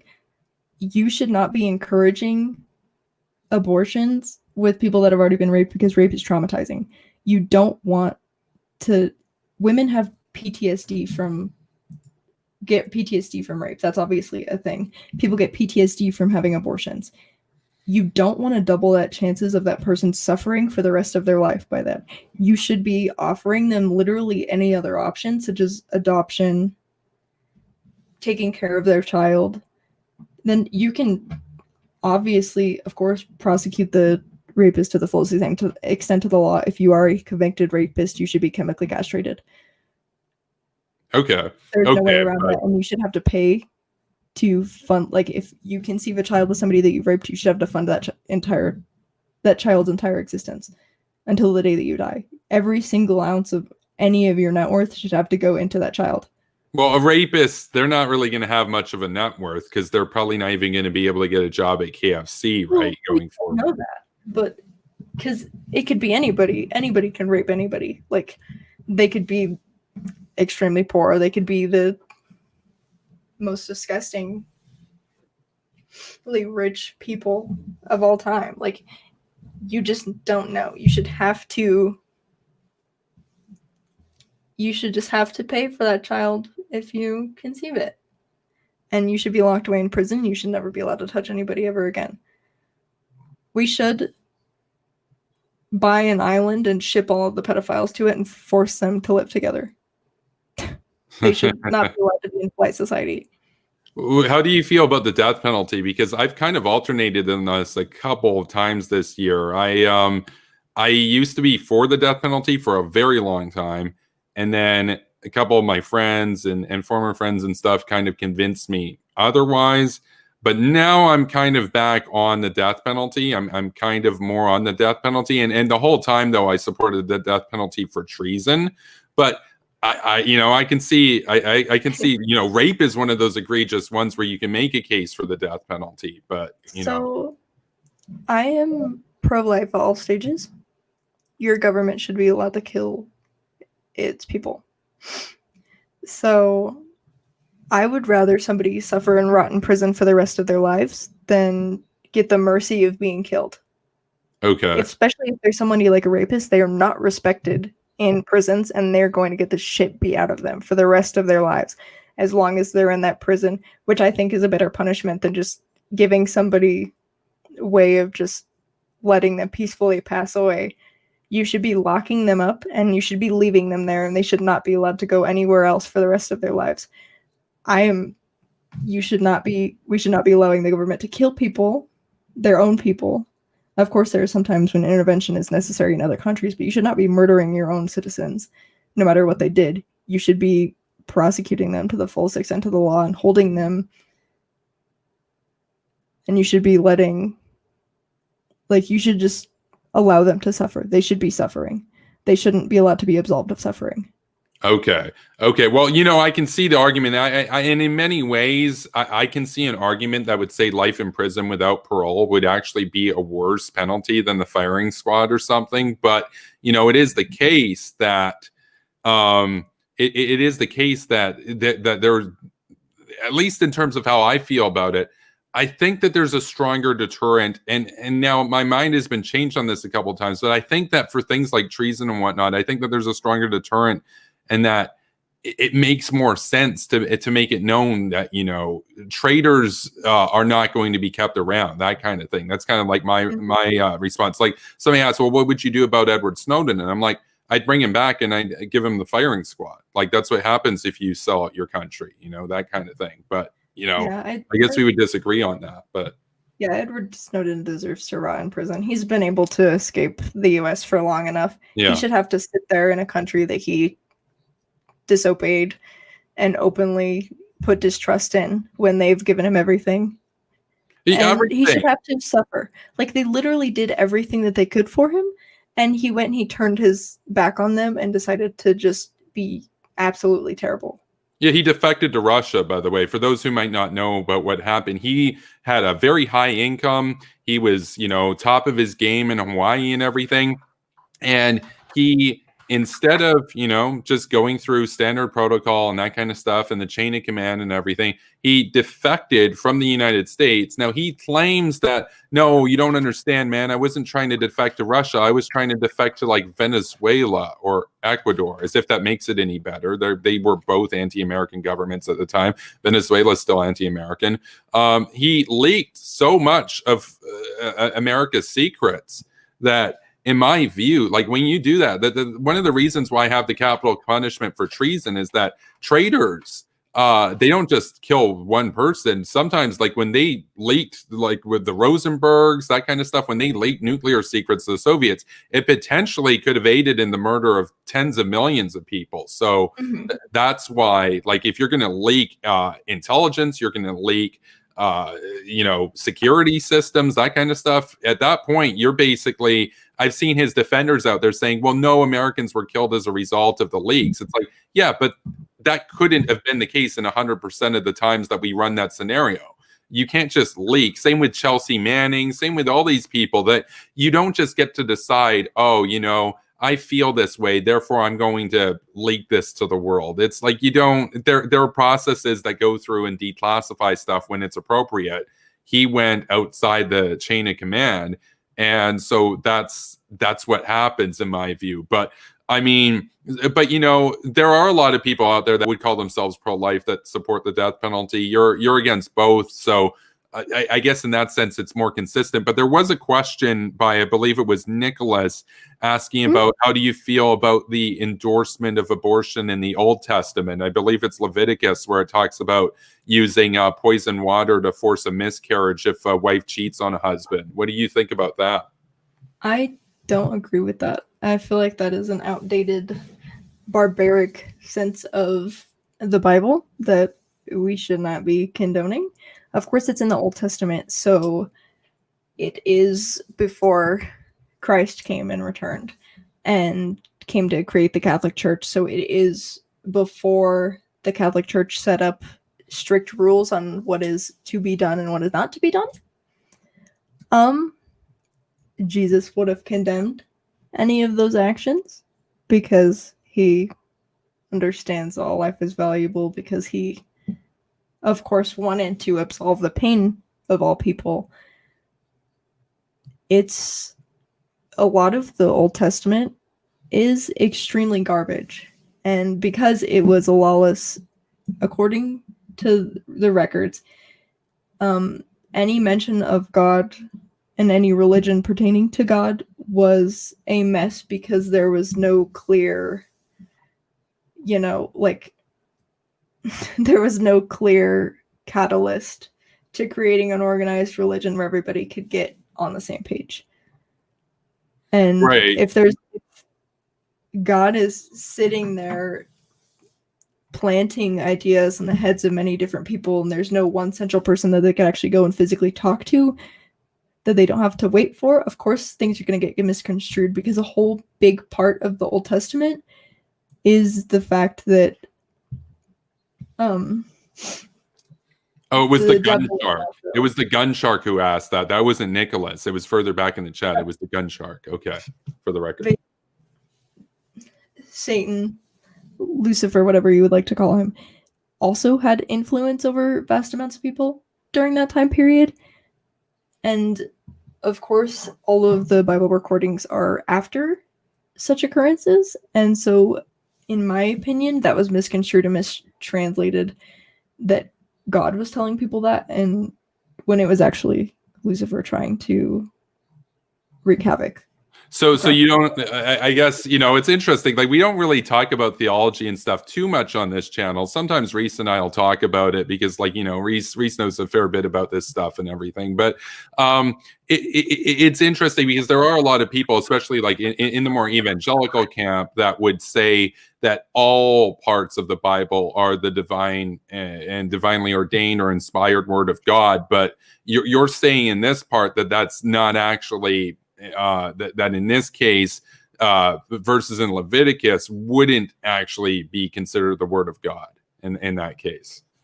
Yeah, no. Of course, there's going to be discrepancies because it's obvious that the Bible was written after all of these tales and things were tweaked, and there are actually parts of the Bible that were taken out that believed that Jesus was not the Son of God, believe it or not. And so there's always going to be there's always going to be things up to discrepancies. I prefer the New Testament because I feel like it's a more solid, accurate depiction of Jesus's teachings, because obviously there's no Jesus in the Old Testament. It's kind of a lawless land where the gates of heaven aren't even open because humans have wronged God so much that they needed to be saved and they had not yet been saved. So yeah, I think it's interesting because, like, for me, I mentioned that I'm agnostic atheist, but I've said before, like on Twitter and whatnot, that if I were going to be Christian, though, I'd be in the Protestant camp of it. But you mentioned Jesus founding the Catholic Church, which is true, but what do you make of the idea, though, that the Catholic Church over the couple of millennia has become corrupt and like that's the point that Protestant camps would make, is that that the Catholic Church is strayed away from Scripture, that kind of thing. What do you make of that argument? Well, I think the Catholics say the exact same thing about Protestants. I'm guilty of the same. The Bible is all up to interpretation. Of course, it's being interpreted in many different ways. There's so many ways you can twist it. There are so many subsects of Christianity because it all falls under Christianity in general. Because Jesus is the catalyst for all of the teachings of the Catholic Church, I feel like it is the closest to the Bible. If you are a general, if you consider yourself a generic Christian, you don't necessarily you cherry pick all of your beliefs from the Bible. You don't use most of it, if not the entire thing. Protestants seem to have strayed away from traditional teaching, and they're always trying to revolutionize things, which inherently wouldn't be negative, except for they're just leaving behind everything traditional. Like, women should not be priests. Their places as nuns. Nuns are equal to priests, but they are separate. So because there's only two genders according to Catholicism, and they're equally as important, but they have different roles. Nuns are teachers. Right, but when I'm talking about Protestants, I do just want to be clear here. I'm not just talking about like more progressive denominations in Lutheran sort of circles. I'm talking like the whole Protestant gambit from, a Calvinist to evangelicals, who are both not very progressive, right? I should just be clear. Like, based on my reading of everything in Christianity, if I was going to be Christian, I'd be a Calvinist, basically. I think like double predestination makes a lot of sense. But what do you make of that, though? For example, do you think that God at the moment of creation created beings to go to hell and to go to heaven?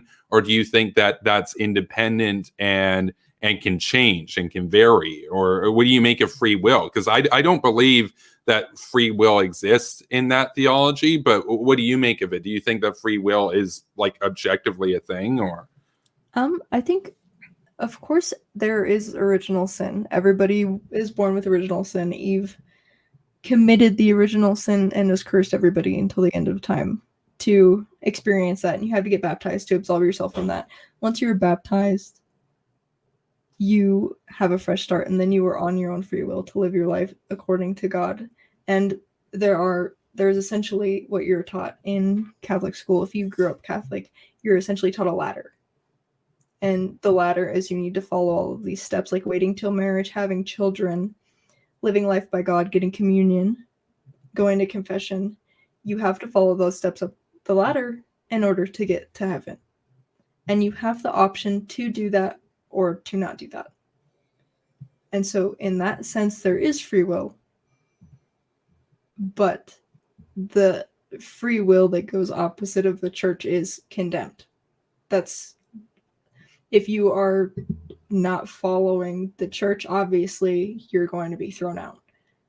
Just like how Biden's not Catholic, because he's repeatedly committing the same sins and not going to confession for them, and he's pro-choice, and you can't be pro-choice and Catholic. So he is making the same mistakes over and over again, and that is not Catholic. That is not following the ladder. That's something that Reese and I...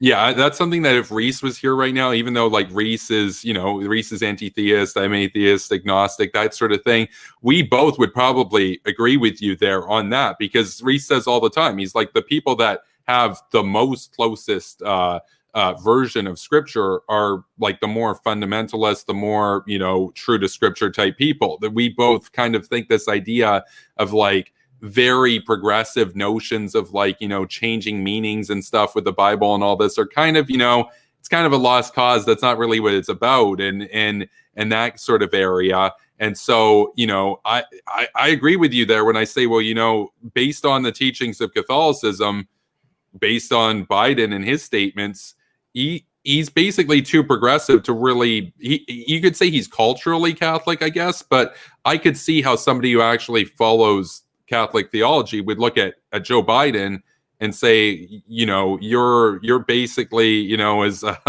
like it's not really up to par, I guess, by the standards of a Catholic doctrine in that sense. But I guess my question about free will, though, going back to what I was saying, was Calvinists would believe that every soul is created with the intention by God, because God is all knowing, that they're either predestined to be one of the elect and go to heaven, or predestined to go awry and go to hell. You were talking about how you have the choice to reject the church or to embrace the church, but do you believe that people make that decision and God has no control over that? Or do you believe that God created people with the intent of going to heaven or going to hell? Kind of like playing like Sim City or something where you can control everything, right? That's kind of like the Calvinist view of things. But yeah, so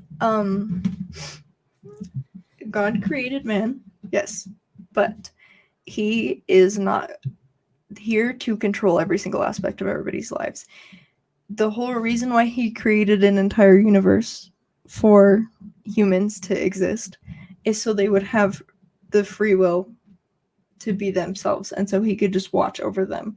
Of course, nobody is going to be perfect, and he understands that's why we have confession, to absolve ourselves of sins. If he wanted to control every single aspect of our lives and kind of predetermine our destiny, we wouldn't have things like confession. He's live and let be. In the Catholic Church, you were taught that you were not to force conversion on people, which the Spanish were entirely wrong for trying to do that to the natives, by the way. Okay. They did not follow Catholic teaching. You were not supposed to force conversion. You were supposed to lead people towards God. You were not supposed to knowingly force them and give them no other options. So you have that choice. And you're always going to have that choice as long as you live. You just should be following.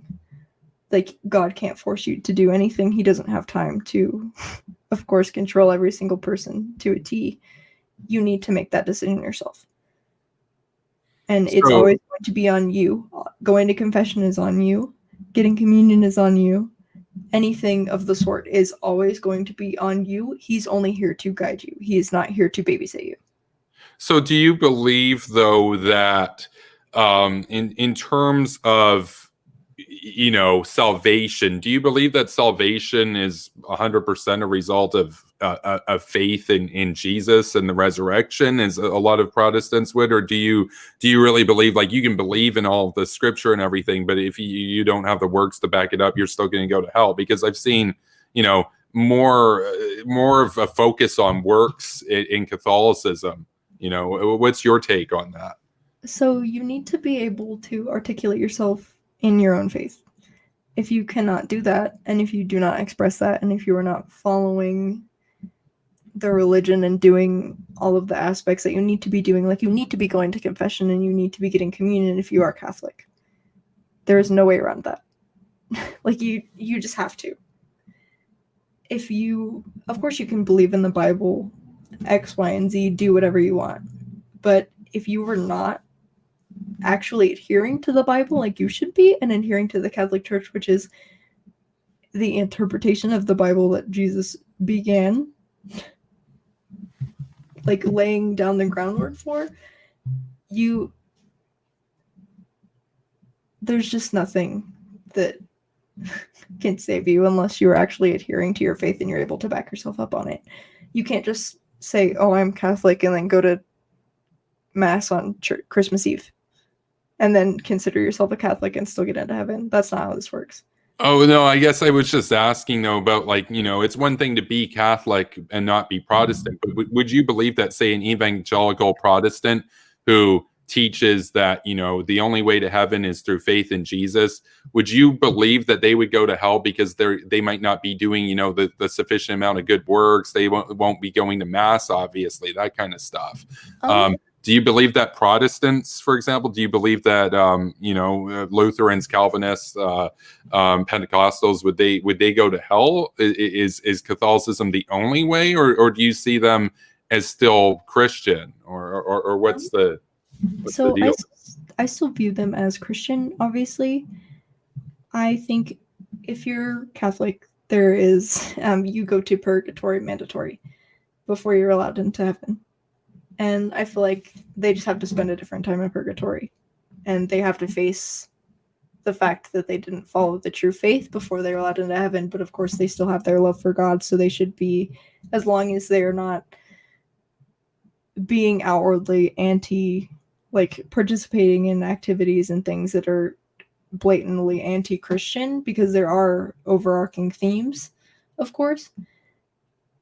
All can be forgiven by God if you're at least making the effort to make those steps, and you might just be misguided. So which Catholicism is just, they consider all other religions just that have to do with God as just misguided in God's teachings, not that they don't believe in God at all. So would you say then that as a Catholic, do you think it's possible for a devout Hindu to be saved, or are they destined to the fire? What would you say about that? Anybody can be saved. You can convert at any time.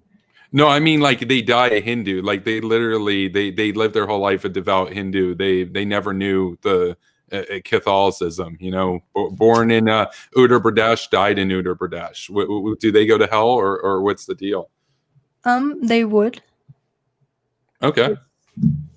Because they didn't believe in God. They had no faith in what he's capable of doing for them, and they didn't attempt to become Catholic or Christian in general. What if they lived there before the Christian world ever arrived? What if they died, say I don't know, 1,400 years ago or something, and Christian missionaries had never been anywhere near that region? Would they go to hell for eternity under the sort of dogma that you believe in? Well, the gates of heaven were closed until Jesus died for our sins. Well, I mean, like 1,400 years ago. Well, yeah, effectively, because God speaks out to people according to the Catholic religion. You have to, like, if God is reaching out to you and you ignore him, which I'm sure happens to people of that religion, then you're actively ignoring them. But what happens if you're in that religion and you do feel that God's reaching out to you, and your conception of God is, Vishnu and a ton of other deities that you have in the pantheon there?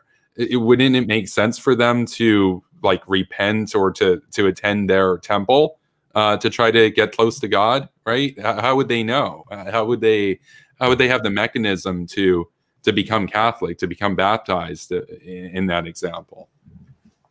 Well, there is, I don't know if you've read the story about the bronze bull. I think it was bronze. It was either bronze or gold. So there was a group of people worshiping this bronze bull, and basically God had to reach out to them and tell them that they weren't allowed to worship any other idols, because at that point, the people that were in this situation were also worshiping God, but they were also adhering to the faith that they had already known. And they just have to take that leap. Like, you just have to take the leap into following God and straying away from whatever religion you've previously seen. Well, Terra Nova's in the chat saying, you're assuming this is fair to me. I'm not. I'm saying if I was going to be Christian right now, I would be a Calvinist. It's just that's my take on it. I don't think it's fair from a human conception.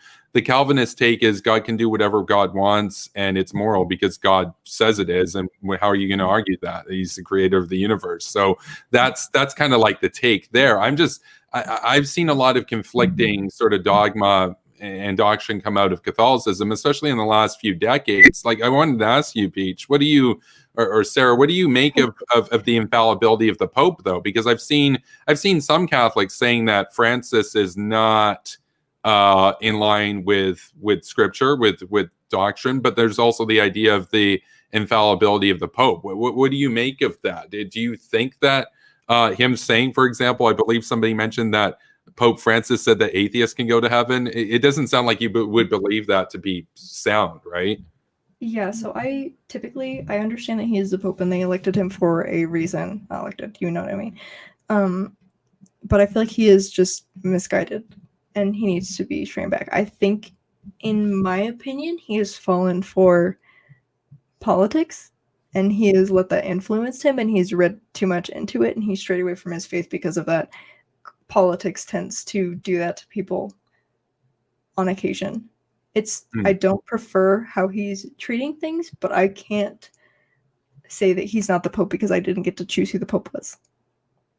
He's right. still But what do you make of the role of the Pope, though? Do you think that, like, for example, I mean, there were popes that were definitely corrupt and whatnot in the past, that, you know, they would have all kinds of affairs and everything and have people assassinated. And the Vatican used to be a huge, basically like a superpower in terms of European politics. Do you think that, like, you would say that politics, I guess, in that sense is influencing the Pope, but I find it like, you know, to what sort of extent does the Pope have in setting doctrine? Because what the Pope is saying right now, you could say now that set precedent going forward, that, you know, well, Pope Francis said this, and, you know, do you believe that popes are able to actually communicate with God directly, or? No, I feel like they just interpret what God says in different ways, which is why some of them end up being corrupt, is because they interpret it in ways that are self-serving when they should be attempting to serve only the many. He's not what I would consider a good Catholic, and I resent the decision to choose him, but I'm not going to, of course, say that I'm not Catholic just because I don't like the Pope. He's going to go away. We'll find somebody new, and hopefully God will bring people in the right direction. Yeah, I think what do you make then of just going forward and everything in terms of Catholicism in general and whatnot? I've seen two branches, I guess, to kind of bring this back to politics and economics and stuff, because I think, you know, it's interesting to talk about religion, but I've seen two kind of really different strains of Catholicism around when it comes to economics. There's this group of people that are like the more Nick Fuentes types, where they basically want socialism with Catholic characteristics. And then there are also like very free market and, you know, personal responsibility type Catholics. Like, I guess you'd fall more into like the pro-capitalism side, right? Yeah. Personal responsibility. The Catholic Church shouldn't be responsible for every single aspect of your life. I don't believe that we should be living under some kind of Catholic monarchy where the church is funding literally everything and allocating all of the funds. You have to have your own free will if you're going to be Catholic, and capitalism is tied into free will. Your freedom is tied into capitalism in general, no matter what it is. It doesn't matter what we're talking about.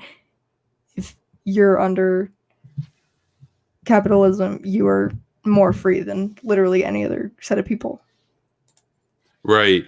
Well, that was one thing that we were talking about shortly before we went on air this evening, about how, you know, it's interesting how a lot of these tankies and stuff and these communists out there, they will talk about how, you know, this is the worst thing ever to be in America or to be in the West, and we should do a revolution and all this stuff and everything. And yet this is the easiest society that you've ever had in human history to make it or anything. So if they can't succeed here, they're not going to do well in the purges and all this other stuff. But, you know, there is definitely like that strain, like the Nick Fuentes crowd and his associates, his ilk, where they call themselves distributists. They basically think that the Catholic Church should be in charge of a massive welfare system and that kind of stuff. It's pretty wild stuff, but, you know. Yeah, no, thank you. I'm always going to be in favor of capitalism. And on that note, I need to head out. It's pretty exactly where I am. No, fair enough. Fair enough. I think you're a couple of hours ahead of where I am, so for sure Yeah. we'll let you go. But thanks for coming on. It's a good discussion, and we had an active chat and everything. So it's always good to talk with you. And I really hope that this whole Twitter situation does get resolved. I'd like to see you back on Twitter. I think it's unfair the extent to which people like you have been shut down on Twitter, but then we got literal tankies and stuff that are able to post what they do and nothing ever happens to them. So, but thanks for coming on and have a good evening. Wrap it up. People are trying to sleep. Thanks. Okay. So that was PeachPadme there, Sarah. She got suspended from Twitter about 4 or 5 days ago. That's unfortunate. So we had an active chat there. We had a very active chat. And I appreciate that. And I noticed that there's some guy spamming cringe here. We don't tolerate spamming. You can post whatever you want politically, but we don't tolerate spam and we don't tolerate doxing. So people are saying it's pro thing. Is this pro thing? I don't know. I mean, it could have been a Nick Fuentes dude who, those guys hate me too. RDFNet7 says, by the way, this chat with PeachPadme has been awesome. Need a sequel. Oh, for sure. No, we'll bring on PeachPadme again. PeachPadme and I, we have some agreements on econ. We both hate the communists and everything, but obviously, we had a bit of a disagreement there over religious theology and everything. I think I don't want this channel to just be the kind of channel where, everybody that comes on has like the same views on stuff. I think it's interesting to look at different perspectives on everything. And, it's interesting. It's definitely interesting. We have Wyatt on quite often. And of course, Wyatt's Protestant. So it's fair. We get a Catholic on and speak to a Catholic, right? So that's her perspective there. Let's see. We'll take a look at the chat. I will go through the chat. There were so many comments posted in the chat that as far back as I'm able to go in the chat on the program that I do these streams through, I can only see about 15 minutes in the past currently. Normally, I can go back about an hour, but we had such an active chat that most of the comments are beyond the threshold now. And of course, we appreciate that. Still have 22 people here tonight. That's pretty good. That's pretty good.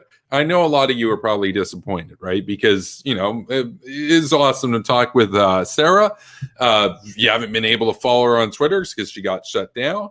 But we were all hoping for the debate tonight, right? You guys all wanted to see me debate Dylan Burns on the nuke pill with regards to North Korea. That didn't happen. That will happen. That will happen at a later point. And for those that weren't here at the beginning, in which I explained what happened with the debate, why we weren't doing the debate tonight, because it was scheduled for 6 p.m. I know some of you probably set your calendars and everything, and you were like, yeah, I want to watch Kevin, go after this guy who worked for Mike Gravel. That would be awesome, right? That would be awesome. Like the nuke pill, we'll spread it around the world, And Kanzik made this meme here of me, with the hashtag nuke pilled with the Ivy Mike shot mushroom cloud in the background. That one's awesome.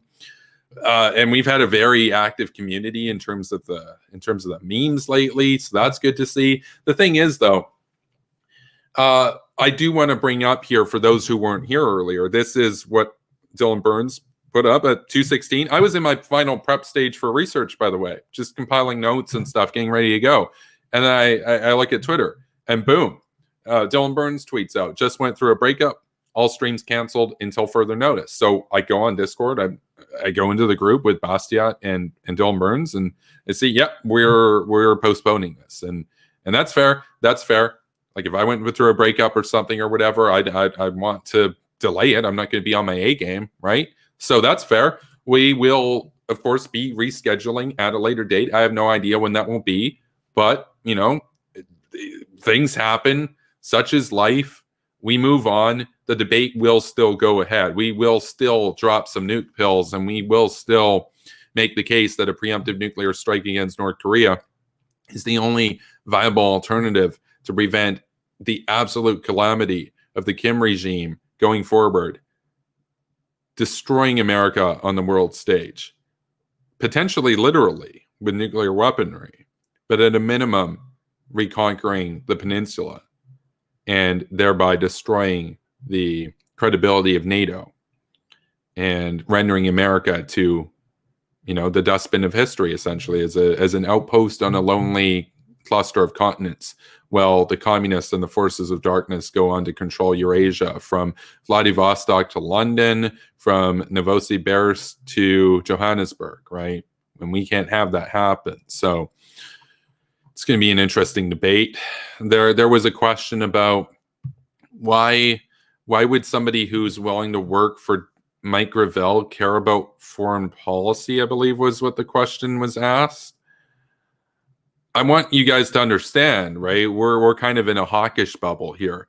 He worked for Mike Gravel because he cares about foreign policy. Think about that. We know how awful Mike Gravel is on foreign policy.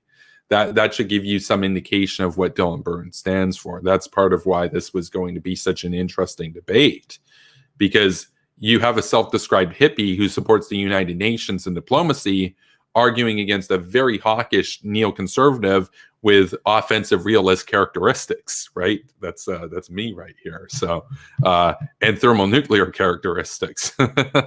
So that would have been a very, very interesting debate. But I will take a look at the remnants of the chat that we have here.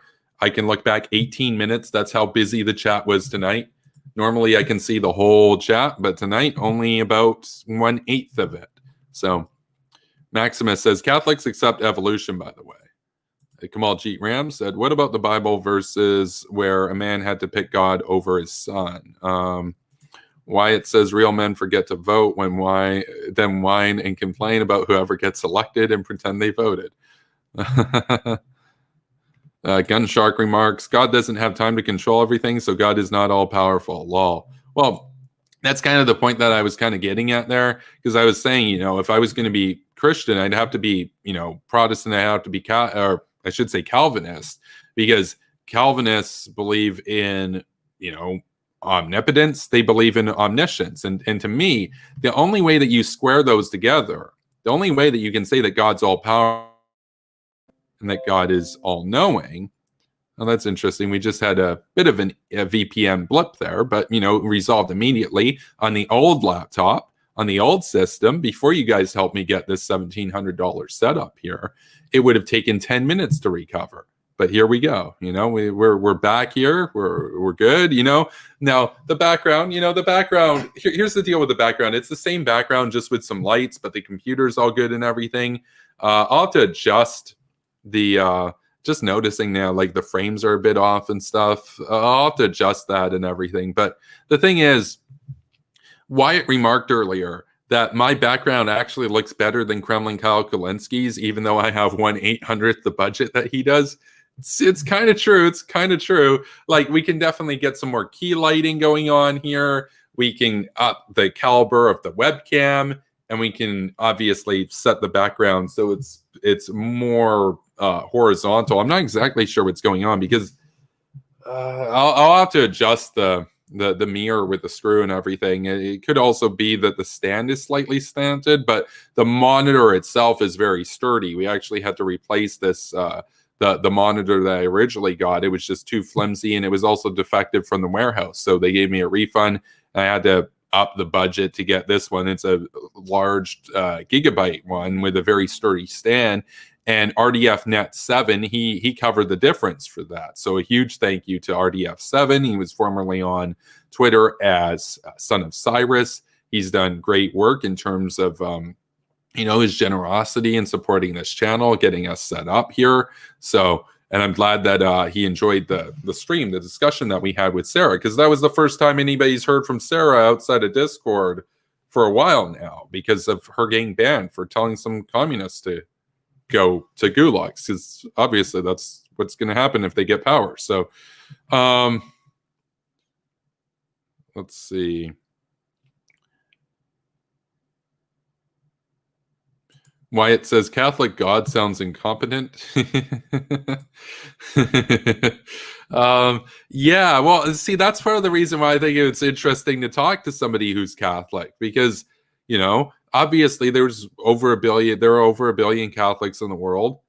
I think somebody needs to ask questions. That's kind of what I'm here for, right? As your host this evening. So, I do want to make it clear, though. I like Sarah. We disagree on stuff. I like Sarah. I prefer Sarah over the brainlet brigades of Twitter any day, right? So she's like the only e-girl on Twitter back when she was on Twitter that wasn't just total cringe, basically, like Liz.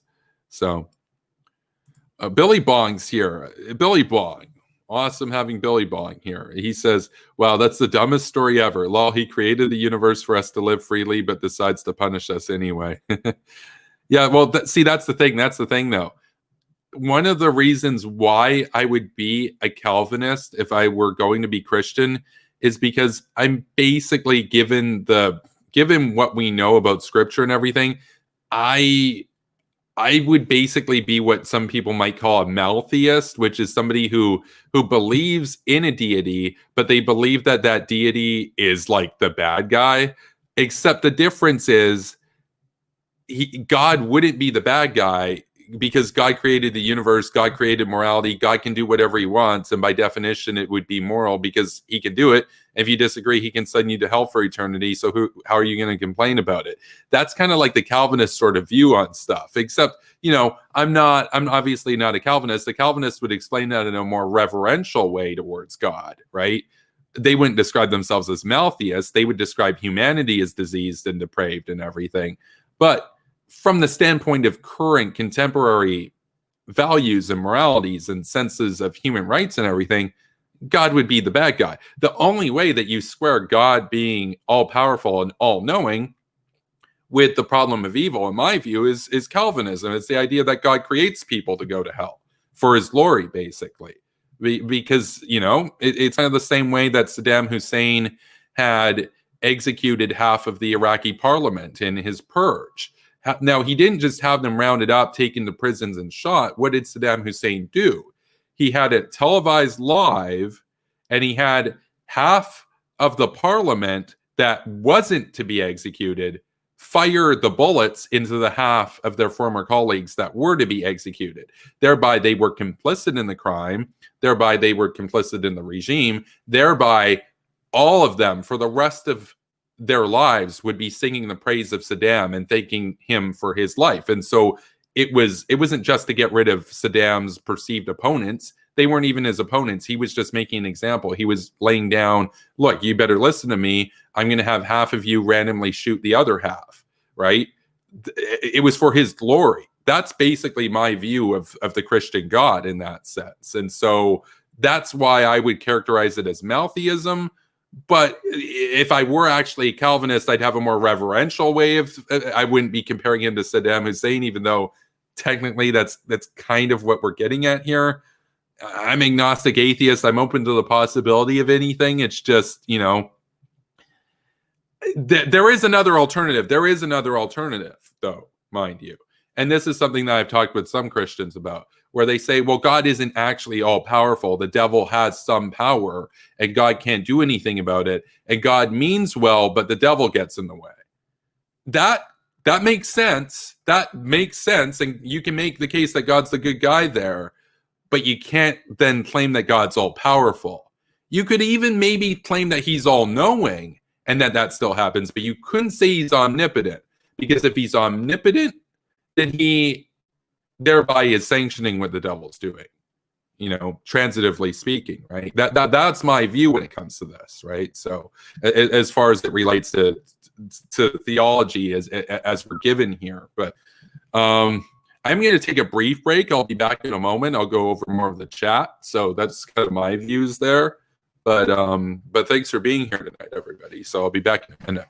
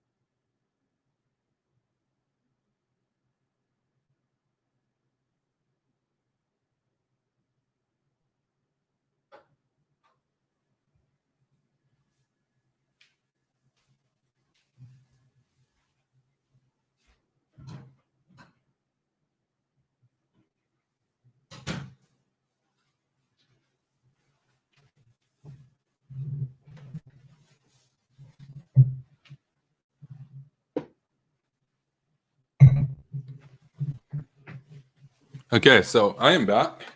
We'll take a look at the chat. Oh, cool. We still have 26 people here. You guys didn't leave.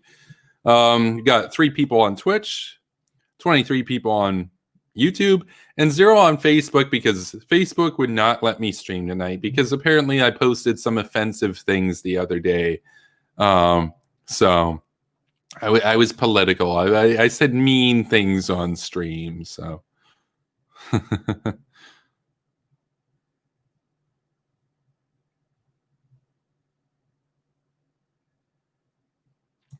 Wyatt says, too bad the Bible literally rejects works-based salvation, lol.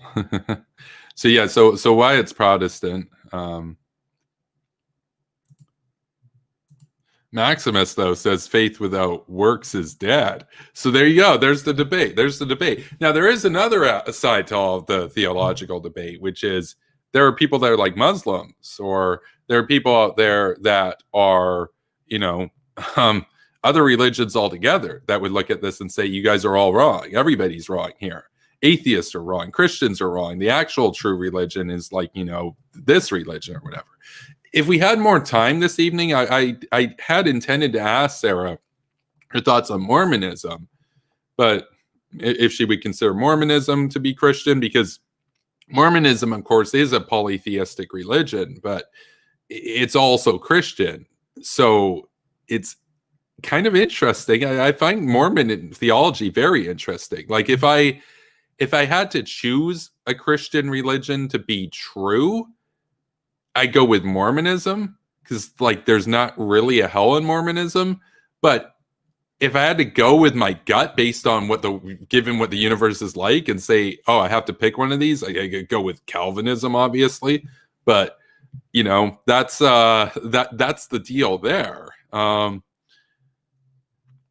But I didn't even intend this to be like a religious debate. I wouldn't even say it was a debate. It was more of a discussion, a conversation. What Liz and I did, that was a debate. With Cogent, it was a debate. With Millsrow, it was a debate. I wasn't trying to like destroy Sarah or anything. I was more just curious to see her perspective on stuff. We're at a point now in internet culture where I know that this is going to offend some people. It's going to be like, well, no, a debate has like some academic definition, bro. And like at Harvard, they don't really do it this way. It's like, okay, whatever. For all intents and purposes, online, a debate is you're trying to destroy your opponent. That's it. You're just trying to destroy them. You're not even necessarily trying to demonstrate that you're correct or whatever. You're just trying to wreck your opponent. I wasn't trying to wreck Sarah there or whatever. She wasn't trying to wreck me. We're just having a conversation, right? But people are saying it's like an atheism debate or whatever. Now, if we were going to do that, it would have been a lot more intense. I can tell you that. So,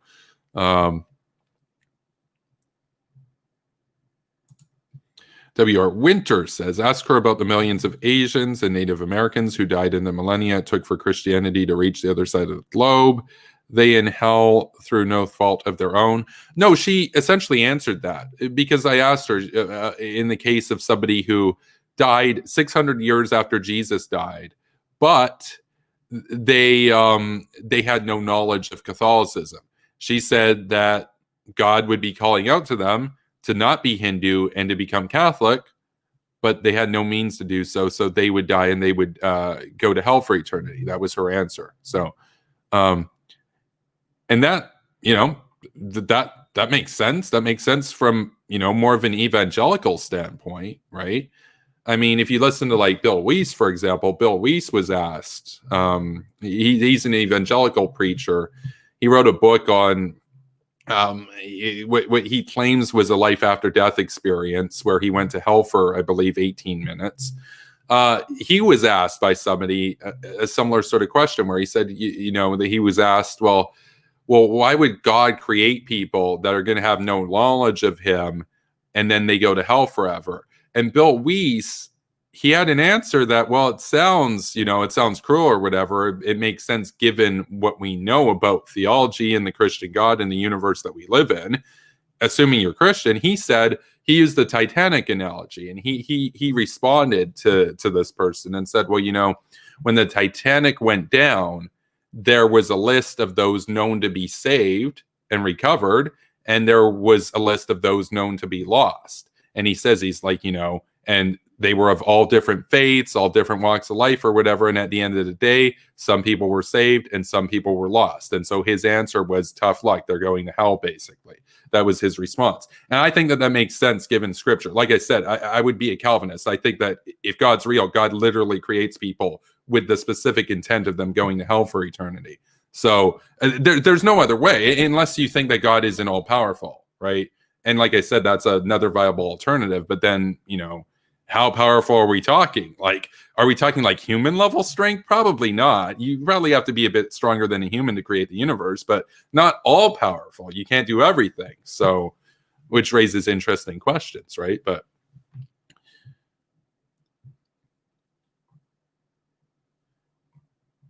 wait, what was Maximus' question? Because I see Progressive Apostate. Mike is here. He says, Kevin, ask her at Maximus the Great's question. What was his question? I can't even go back that far.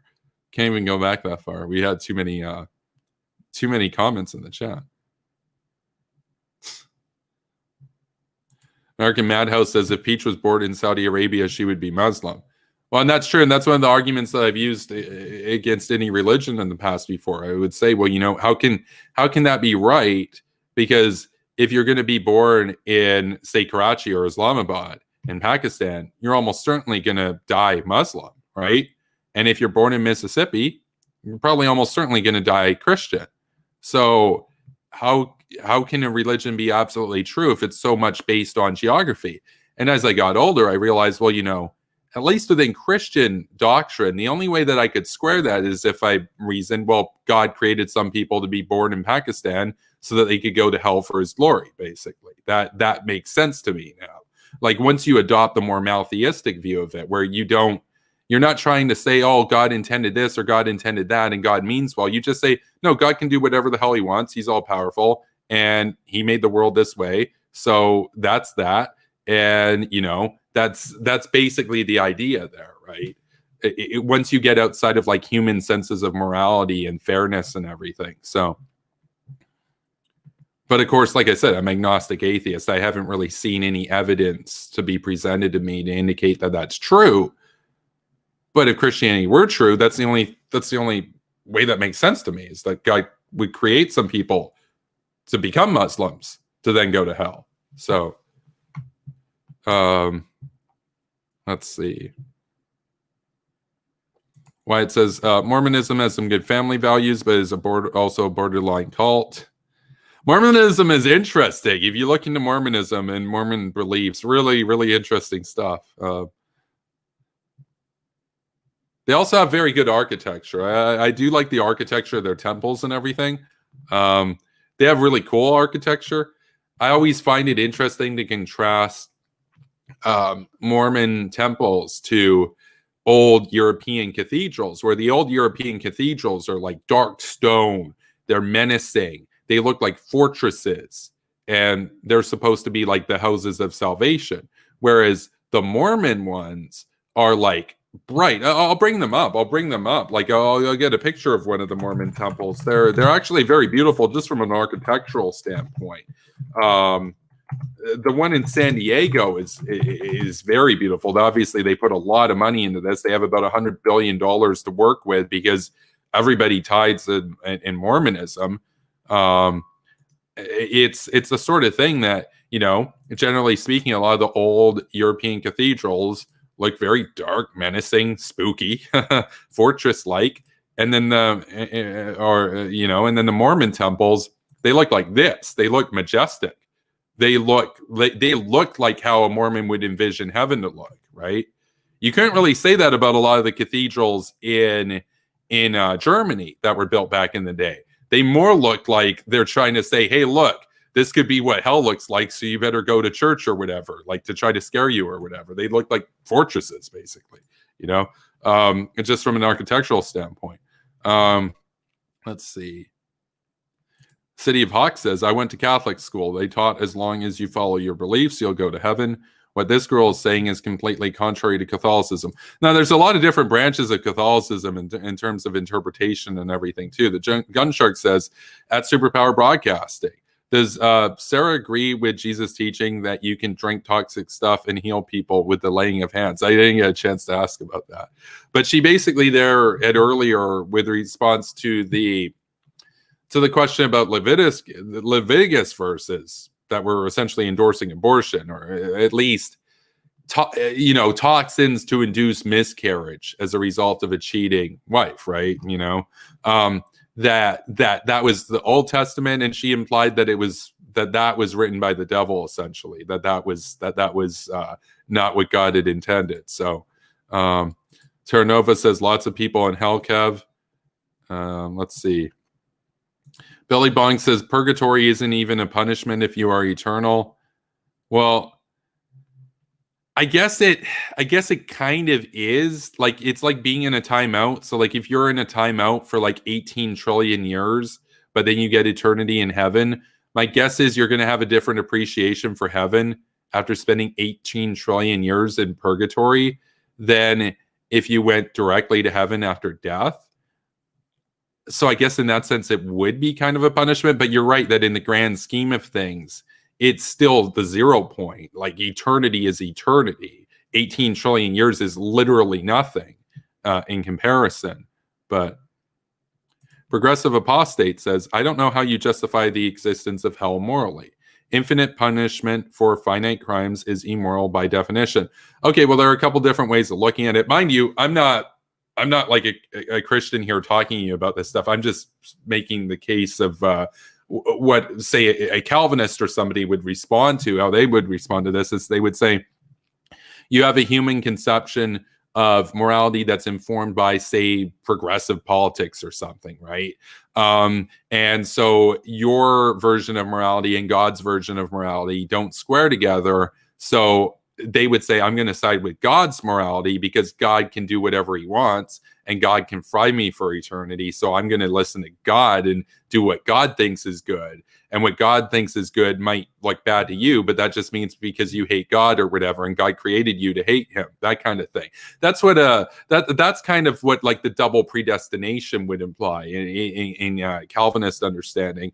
As far as the infinite versus finite, I've also wondered that a lot too. And when I did research on that to see what different people thought on that, what I could find was largely evangelical preachers that talked about it. And they likened it to the idea that if you go out on the street and you assault somebody, you're going to get caught, you're going to be rounded up, you're going to go to trial, and you're going to get a sentence for assault. And it might be some weeks in a county jail or something, right? But if you assault the president of the United States, you might actually go to jail for like a lifetime. Even though in both cases you assaulted one person, the difference is the power of the person. You assaulted the president. So their idea then is you insulted the creator of the universe, or you assaulted the creator of the universe by not worshiping him. Therefore, you committed a finite crime against an infinite being. Therefore, the punishment is infinite. Because if you agree that the punishment for assaulting the president should be more than assaulting a common person, but God is infinitely more powerful than the president, then therefore an infinite punishment is the only thing that makes sense. That's how evangelicals that I've read at least would square that. That would be their response for why it's logical, right? Maximus says, well, Catholic doctrine accepts that those outside the visible church can enter heaven. And Terranova says, you're assuming this is fair. I'm pretty sure I read that already. Yeah, I'm pretty sure I read that already. Wyatt says, I love how sitcom-ishly corporate Catholicism is. Oh, yeah, a lot of corporatism and like, old school corporatism is, exemplified by the Catholic Church. It's, it's a corporate institution. Like the Pope is it's a corporate sort of a crown, he's the king of the Vatican City. He's also the head of the Catholic Church. Now it's more of a religious leadership title, but back in the day, it was basically like a superpower status as you control all these subset monarchies, and it was a very corporate institution, right? Corporatism, just as an ideology, just as a political means of organizing society, a lot of corporatism emerged with the institution of the Catholic Church back in the day, right? And of course, we're not just talking about like, oh, publicly traded stocks. Like we're talking like the historical definition of corporatism. But let's see.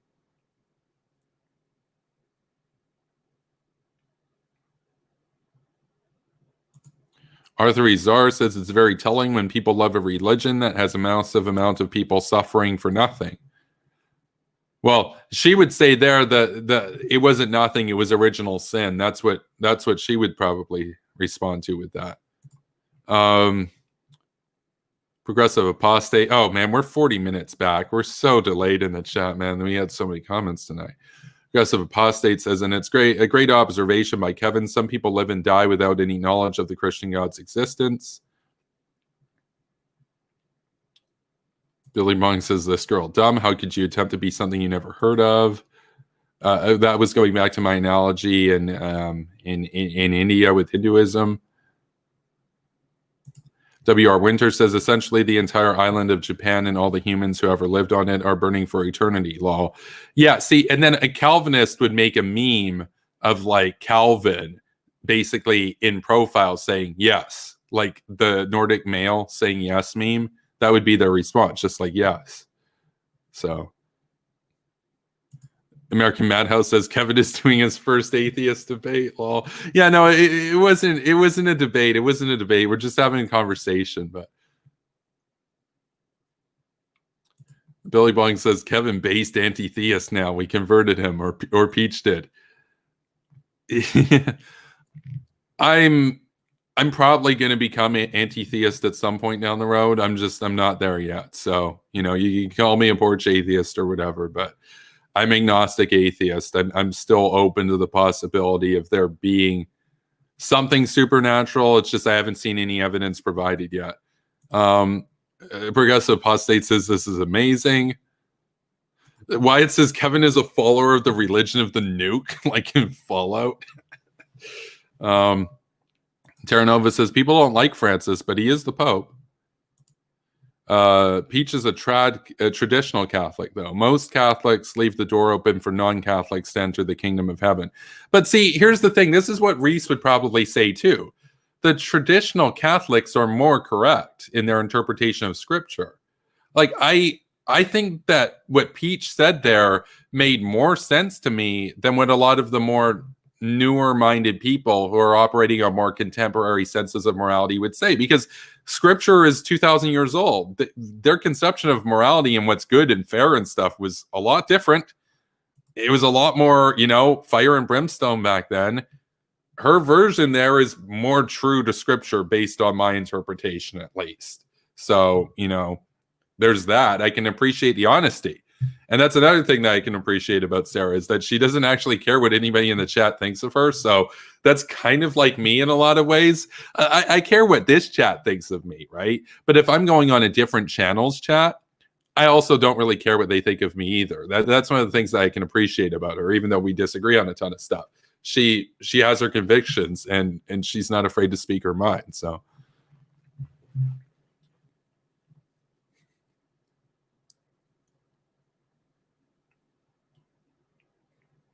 Kamaljeet Ram says, no, Hinduism has multiple gods, Shiva, Ram, Sita, Vishnu, Brahma, and Hanuman, and Ganesh. Yeah, that's true. They're not all just avatars or whatever. It's potentially over 300 million deities and lesser deities and whatnot. Yeah, it's a polytheistic religion, but so is Mormonism. And if you don't believe me, look it up. It's pretty interesting. Billy Bong says, children of Atom, not Adam, Atom.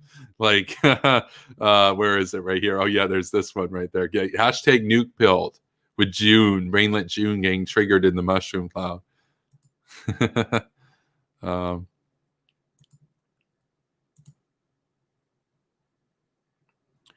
Progressive Apostate says the Pope said capitalism was a failing system recently. Yeah, we didn't really have very much time to get to much of the comments because we had a pretty active chat, which is good. But we'll go through these now. Unfortunately, she couldn't stay the whole evening. She's a couple hours ahead. RDF Nets on Twitch. I'm officially now on Twitch. Oh, it helps us out if you watch over on Twitch. My Twitch probably going to get nuked at some point in the near future because I talk about mean things, but we'll see.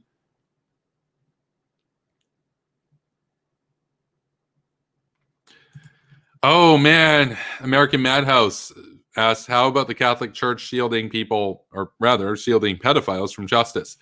Oh man, that's such a good question. That's such a good question, Henry. The next time Sarah's on, if we talk about Catholicism, I'm going to bring that up because Sarah's somebody who's very clearly calling out pedophiles and stuff for a long time on Twitter.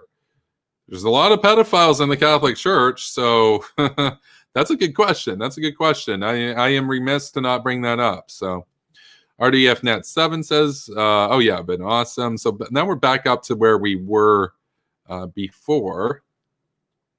Technically, the Pope is chosen by the cardinals. That's true. That's true. Arthur said, try not to laugh, Kevin. Maximus asked, what are your thoughts on the previous Pope? That would have been a good question. Oh, yeah, Terranova, yeah, distributism. That's Catholicism with socialist characteristics. Arthur says, Jesus was a commie. Mike says, pretty sure Catholics were the OG socialists. We had a bunch of spam of ears by what might be pro-thing. People are saying that's pro-thing. See?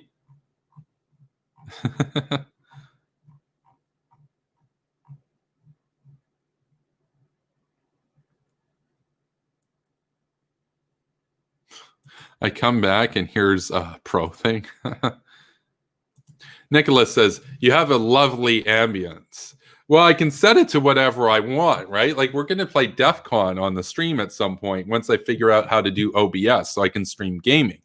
And when we do DEF CON, you can't see it. Unfortunately, the monitor is so high that the actual webcam is situated such that you can't see the monitor. You can just barely see the top of the mic now because it's a big, much larger monitor than we were working with before. But my keyboard is RGB. I can make it all red. I can make all these lights in the background red as well. So we're going to make it red like we were actually in the nuclear bunker, and we're going to play DEF CON. And we're going to play a game. We're going to play a game of global thermonuclear war, like war games. I'm going to be the United States. The computer be Russia. We'll play a simulation. And at some point, we'll bring on the Hawks. We'll bring on other people. We'll play DEF CON. We can play Fortnite.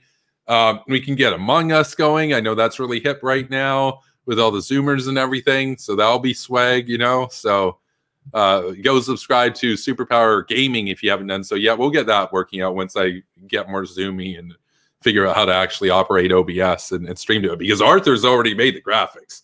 Arthur's a legend. He's already got the graphics and overlays and everything for the gaming channel. That's base. So, and big ups to Arthur for that. So.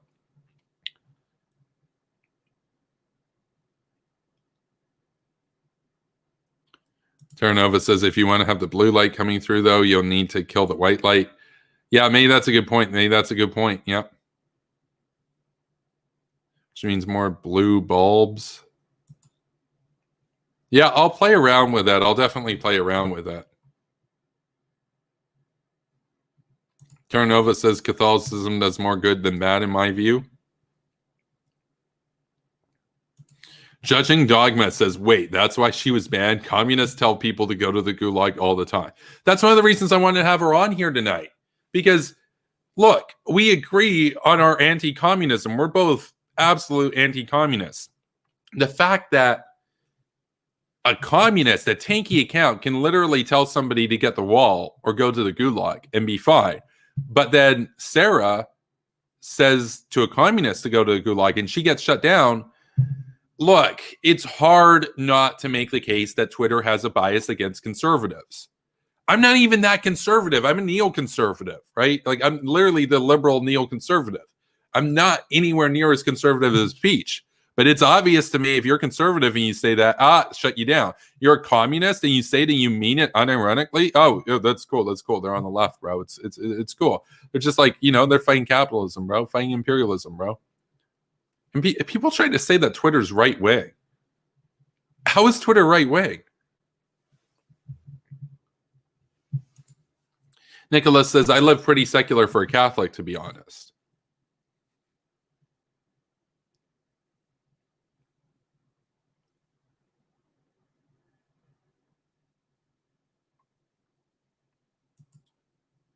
Billy Bong says, let's get Henry and I on. Let's swag it out. Oh yeah. So we'll bring Billy on now. I just want to get caught up on the chat for sure. But if Billy's still able to come on, yeah, no, absolutely. Of course. We're going to bring Billy on for sure. And I'll send the invite out to Henry on Twitter if he's able to come in.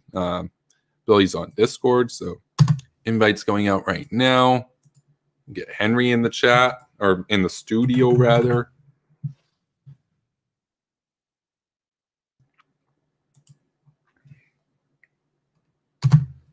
Yeah, I'm kind of disappointed we didn't get that debate tonight. Would have been fun. So, W.R. Winter says, so what you're saying is that Saddam Hussein is like God? No, what I was saying is that God's more like Saddam Hussein. Nicholas says, I might be biased with the sets. Kevin's blue is my high school alma mater's color. Kyle's green is my rival's school color, and I hate it. No, Kyle's green is sickly. It's unappealing. He spent $25,000 on his studio. How? We've all seen the how you going to pay for it memes, right?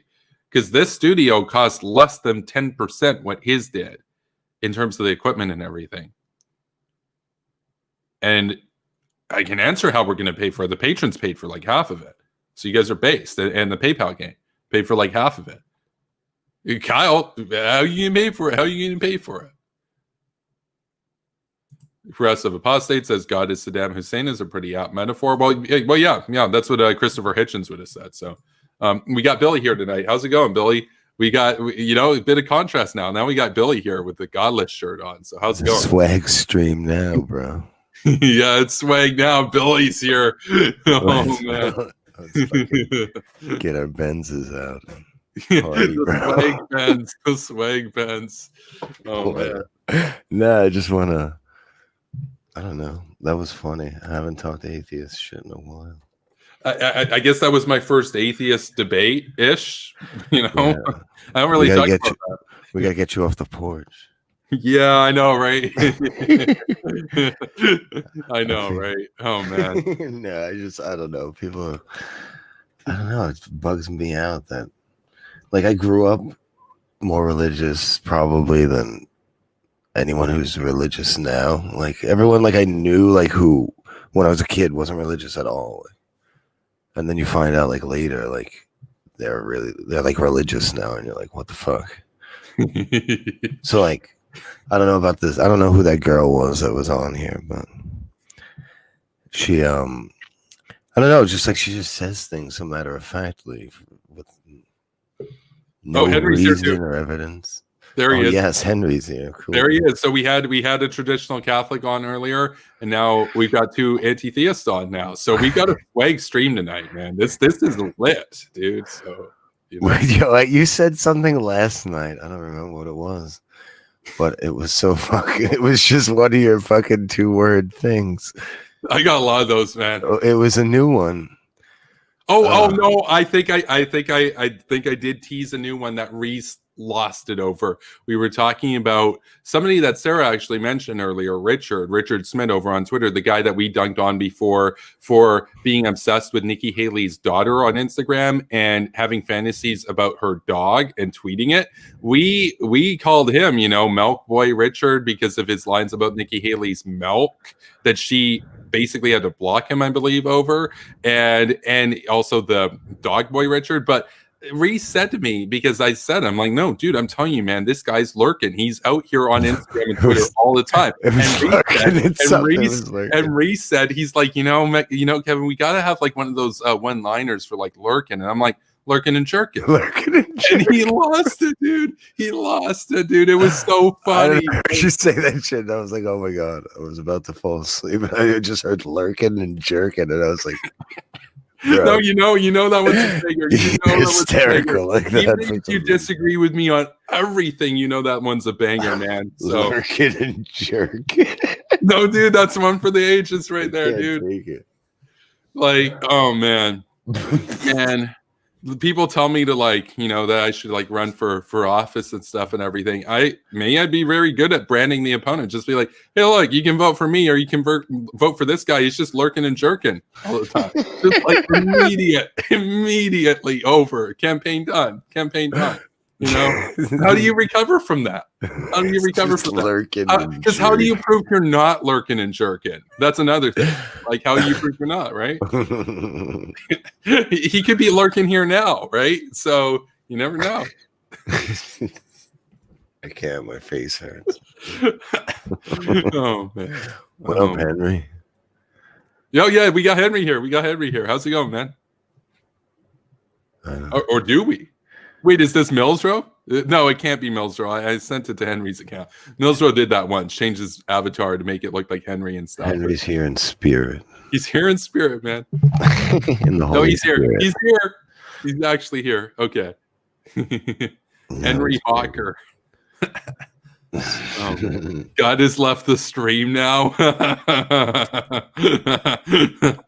Yeah, lurking and jerking. That's the one right there. That's the one. You always got to drop the G's. So, and don't forget the apostrophes. I'll be watching. So, oh man, yeah, no. There I am. There you go. I had muted myself, I guess. Yeah, my bad. I was trying to talk. No, I was interested in the whole the abortion stuff, the religion stuff. I mean, it was an interesting conversation all around. But I'd been arguing with I'd been in like chats or like streams like this, actually arguing with Christians about the same shit recently. I've gone back to the old school atheist shit. I was arguing with Brett Keane about fucking abortion the other day. That was surreal. That was weird. I didn't even know that guy was still alive. He's gonna get your account suspended. Yeah, I'm probably fucked now. Watch out. No, it was more or less amicable. Fashion and Bastion. Wait, City of Hawks. That's a new one. That's good. Fashion and Bastion. That's pretty potent right there. That's poets, bro. That's poets, bro. Bro, when she said to you that like, oh, the people who don't know about like Catholicism, God will speak to them. Really, where'd you get that from? That's what I want to know. Well, my question around that. Would you say that? No, God will talk to them. Well, my question around that isn't like, well, how would you know it's God or whatever? Because like, I get it. Like, obviously she's Catholic. So my question is, so she already believes in God. My question is, even if that's true, given what you believe in, how would they not assume it was the deity that they believe in speaking to them? Like, how would they know that God like, would just tell them, bro? But like, let's say that you're a Hindu and then you feel God speaking to you in your heart. Wouldn't you assume it was a Hindu God speaking to you? Why would you assume it's a God you've never heard of? I didn't get that, So that was me. I just find it odd that nowadays people are still into this shit. Like even young people. I'm like, really? You buy this shit? I don't know, man. It just seems it's just a bad con. Like it's just a bad story. Like none of it makes sense. None of it makes sense. I'm sorry. He created this entire universe for us. What? Well, I think she said that. She literally said that, and that makes no sense at all. Do you know how big the universe is? It's all for us. Word. How do we get there? How the fuck do we get to the other parts? Please fucking help me out here. Oh, Mike says he's been listening to those debates that Henry's been having. So. Oh really? Yeah. I'm surprised because they're on like tiny dirtbag, like basically like Christian IBS channels. Pretty much. I'd be shocked if he saw those. Yeah. Well, I mean, he does follow your channel though, right? So you probably post. It's not on my channel. Oh, I literally just go in their call-in shows. Like they post their StreamYard links into like it's a whole community. I thought about doing a video about it because it's a whole community that I would call DebateTube, where it's this collection of people. Some of them are atheists, some of them are Christians. They're the biggest fucking spurgs I've ever come across in my life. Like my God, it is a whole circus show of people, but it's pretty funny. What about the fucking scumbags that are all fucking hate David Silverman now? Oh yeah. Oh my God. It's so pathetic, bro. I ran into some of them They too. Really think he raped girls, bro. They really. Yeah, and I got into like a weird thing where the hardcore Christian people, they were like tradcon Christians, were like on his side versus like these weird SJW type atheist dudes that like argue with these people still, and they're in there and they're just like trashing him, and I can't believe it. It's sick. It's pretty twisted. They just like believe. Like, did you ever listen to that? Did you guys listen to that? I don't know if I doubt Kevin did, but Henry, I don't know if you did the there's like a audio from the courtroom with that woman that accused him of whatever, touching her sexually on her sacrum. It's absolutely fucking madness. Like, you listen to it, you could tell the judge is like, this bitch is wacko. And she like dismissed everything, and then this girl still goes around saying that he assaulted her, and like the whole atheist community has rejected him because of it. Like, it's so crazy. And like, you just listen to it, it's clearly madness. She's clearly psychotic, and she said he touched her sexually on her sacrum. Oh man, that's a pretty funny thing to walk in on. Oh my God, Mike's here. Yeah, what's up? What's up, guys? I think Billy Bong. I think this is the first time I'm on stream with you, so it's good to. What's your name? You know, I've seen. My name's Mike. Mike. You can call me Mike. Yeah. Cool. Yeah, no, I had to come on because like I heard you talking religion, and I was like, I just like randomly like came onto the stream, like I wasn't expecting to stay long, but I heard you talking religion with that Sarah, and I was like, where did this shit come from? Wait, I didn't think we were going to talk religion. We were talking about Kevin's abortion, so that leads to religion ultimately. No, we were talking about communism. She got banned from Twitter. I want to bring her on to explain what happened, because she got banned from Twitter for telling a communist to go to a gulag. Yet the communists who tell people to go to gulags, no, it's fine, right? So yeah, you were talking abortion, so it. Yeah, and then the topic kind of like shifted to religion, and that's sort of like where I came in on. And then I was in the chat like kind of like arguing my points. I mean, yeah, like I've been consuming a lot of that content. Henry, like I didn't see like your IBS like chat room debates. Like yeah, I didn't think you had. They're literally a collection of small, like the biggest ones have maybe a couple thousand subscribers. The one I went on the most had like 500 something, so I was like, "There's no fucking way he saw." No, I know what you're talking about. It's like those Discord chats where it's like people can come in and debate shit. I mean, that's the content that I'm talking about. I've been watching like the debates that people have had between people like Matt Slick and Darth Dawkins. Those people. Yeah, Darth Dawkins is part of it. I've never talked to him, but he's a part of it. I've talked to people that have talked to him. That's why I was surprised to run into Brett Keane, and he like was in there, and I was like, holy shit, I remember this guy from years and years ago. But he was fucking in one of these chats. It was kind of weird for me, but. No, it's pretty crazy to listen to. But, I talked to the last one was like fucking Mr. Batman. Yeah. And it was just, he was like, saying like he thinks gay people deserve the death penalty or something crazy. And it was just like insane. And then literally he ended up, because I was making fun of him, which is mostly what I do in there, is just like shit talk them and troll them. And he started singing like hymns and shit. It was bizarre. It was the most bizarre shit. Do you want to hear this? Okay, I never heard of this Darth Dawkins guy, and randomly get a fucking message on Discord.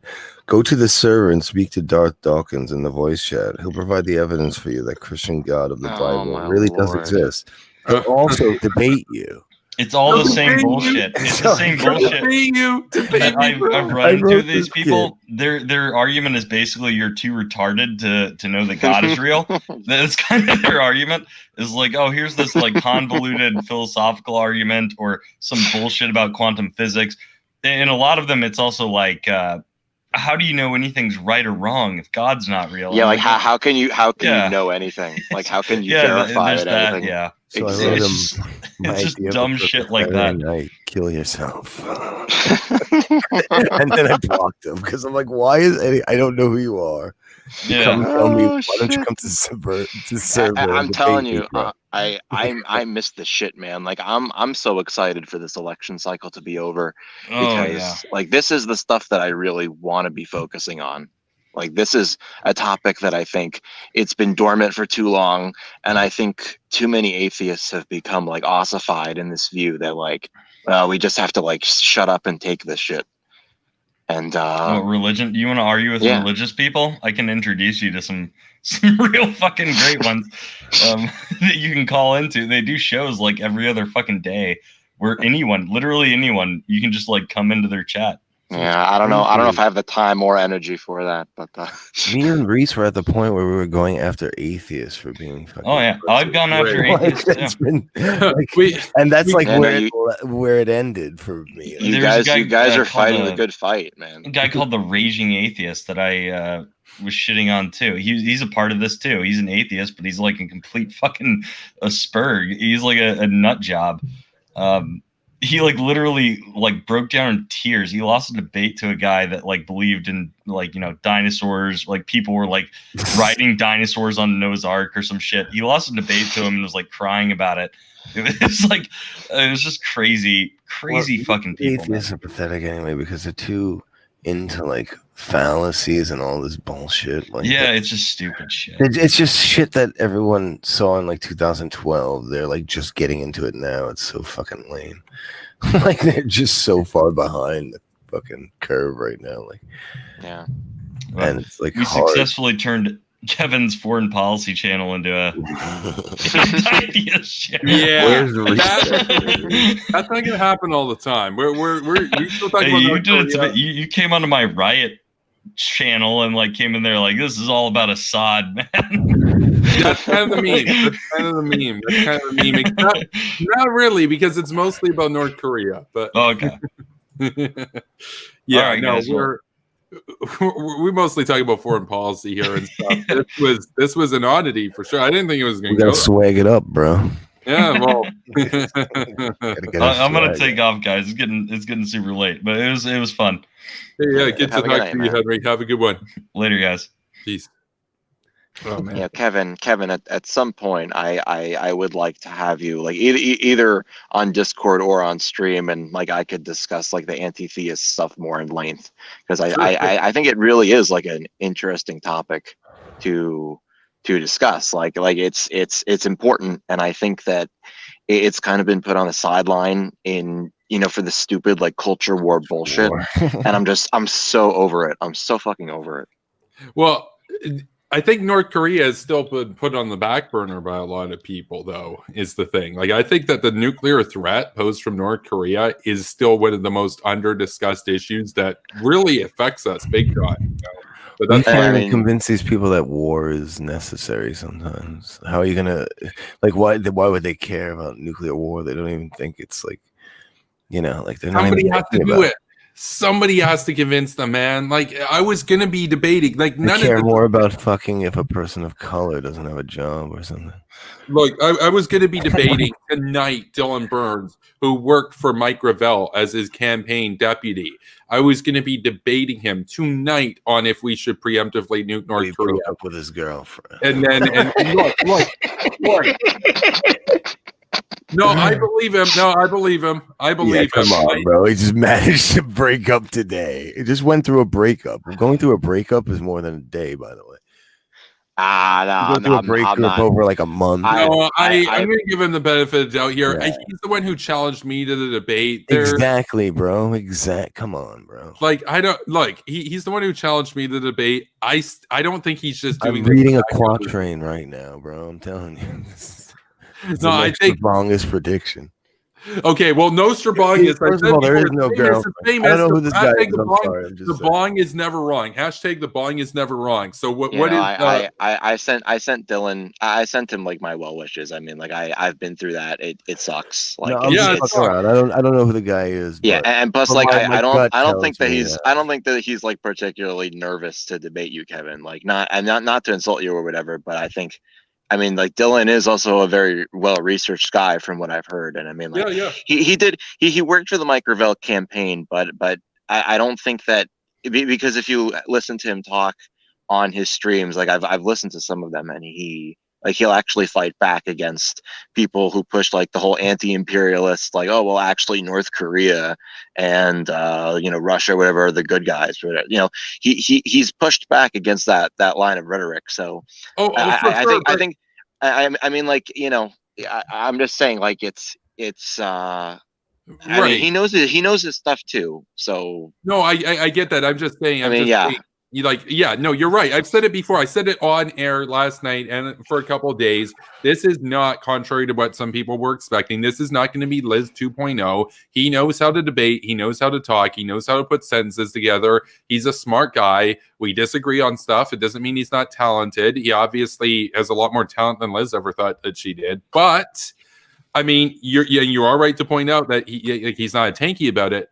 But he's opposed to the only solution that's left on the table to actually denuclearize North Korea. I mean, as to address like W.R. Winter's comment, like, I mean, I understand people have like varying degrees of like, oh, like this issue is important to me. Like, Kevin, you're a foreign policy guy. Like, foreign policy is more important to you. I mean, it's the most important. Like, if the Russians win, man, if the Russians and the North Koreans and the Chinese win, no matter what your stances on abortion are, no matter what your stances on taxes are, you're going to have to do whatever the Kremlin or Communist China says. You're just forced abortion. You're a Chinese colony now. If we don't secure our country and promote our interest abroad, they will secure theirs and they will promote theirs. And eventually we will be acquiesced into their system and we'll do things their way. And so that's why, to me, foreign policy is more important than anything else. That's why I can get behind somebody like, a more conservative hawk, as opposed to somebody I might agree more with on social issues that's complete pigeon, right? Because to me, it's about the liberal order. It's about the West. It's about defending ourselves and promoting our interests abroad. Like that's the bare minimum. And then we can deal with domestics after our sovereignty is secured and everything. So, I mean, I guess I have a line in the sand. I would say Mike Pence is probably my line in the sand. I think there might be I would not vote for him. Kevin, one thing maybe that could be possible that you haven't thought of that is a little lesser than nuclear option. What if we go in with conventional shit like always, and they don't nuke us? Well, the problem is it a possibility? That's the best argument. And I would normally kind of entertain that discussion on the stream, except Dylan Burns could be watching. I don't really want him to know my full game plan, but no problem. I'm just saying. I hear you mentioned that, like, we have to go in because they'll just attack us anyway.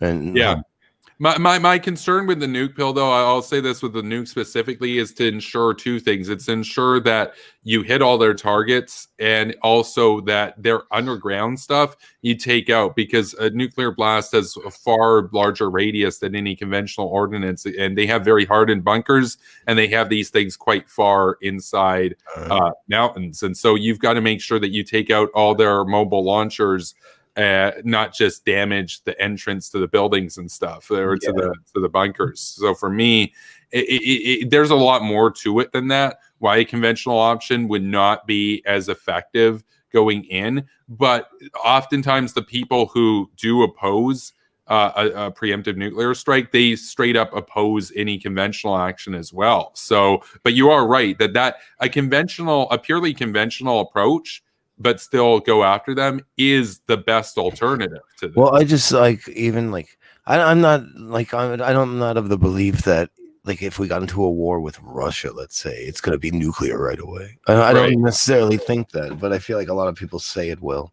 And I'm just like, we don't really have evidence to prove that, Kevin, I just wanted to like finish addressing the question or the comment there from Winter, because like while I would agree like generally, and I mean like look, Christopher Hitchens, he spoke positively about the Bush administration and their decision to take out Saddam Hussein. So like when it comes to those issues, like even like anti-theists like Hitchens would fall in line with somebody like George W. Bush on the issue of like foreign policy. Right. I mean in that particular context. But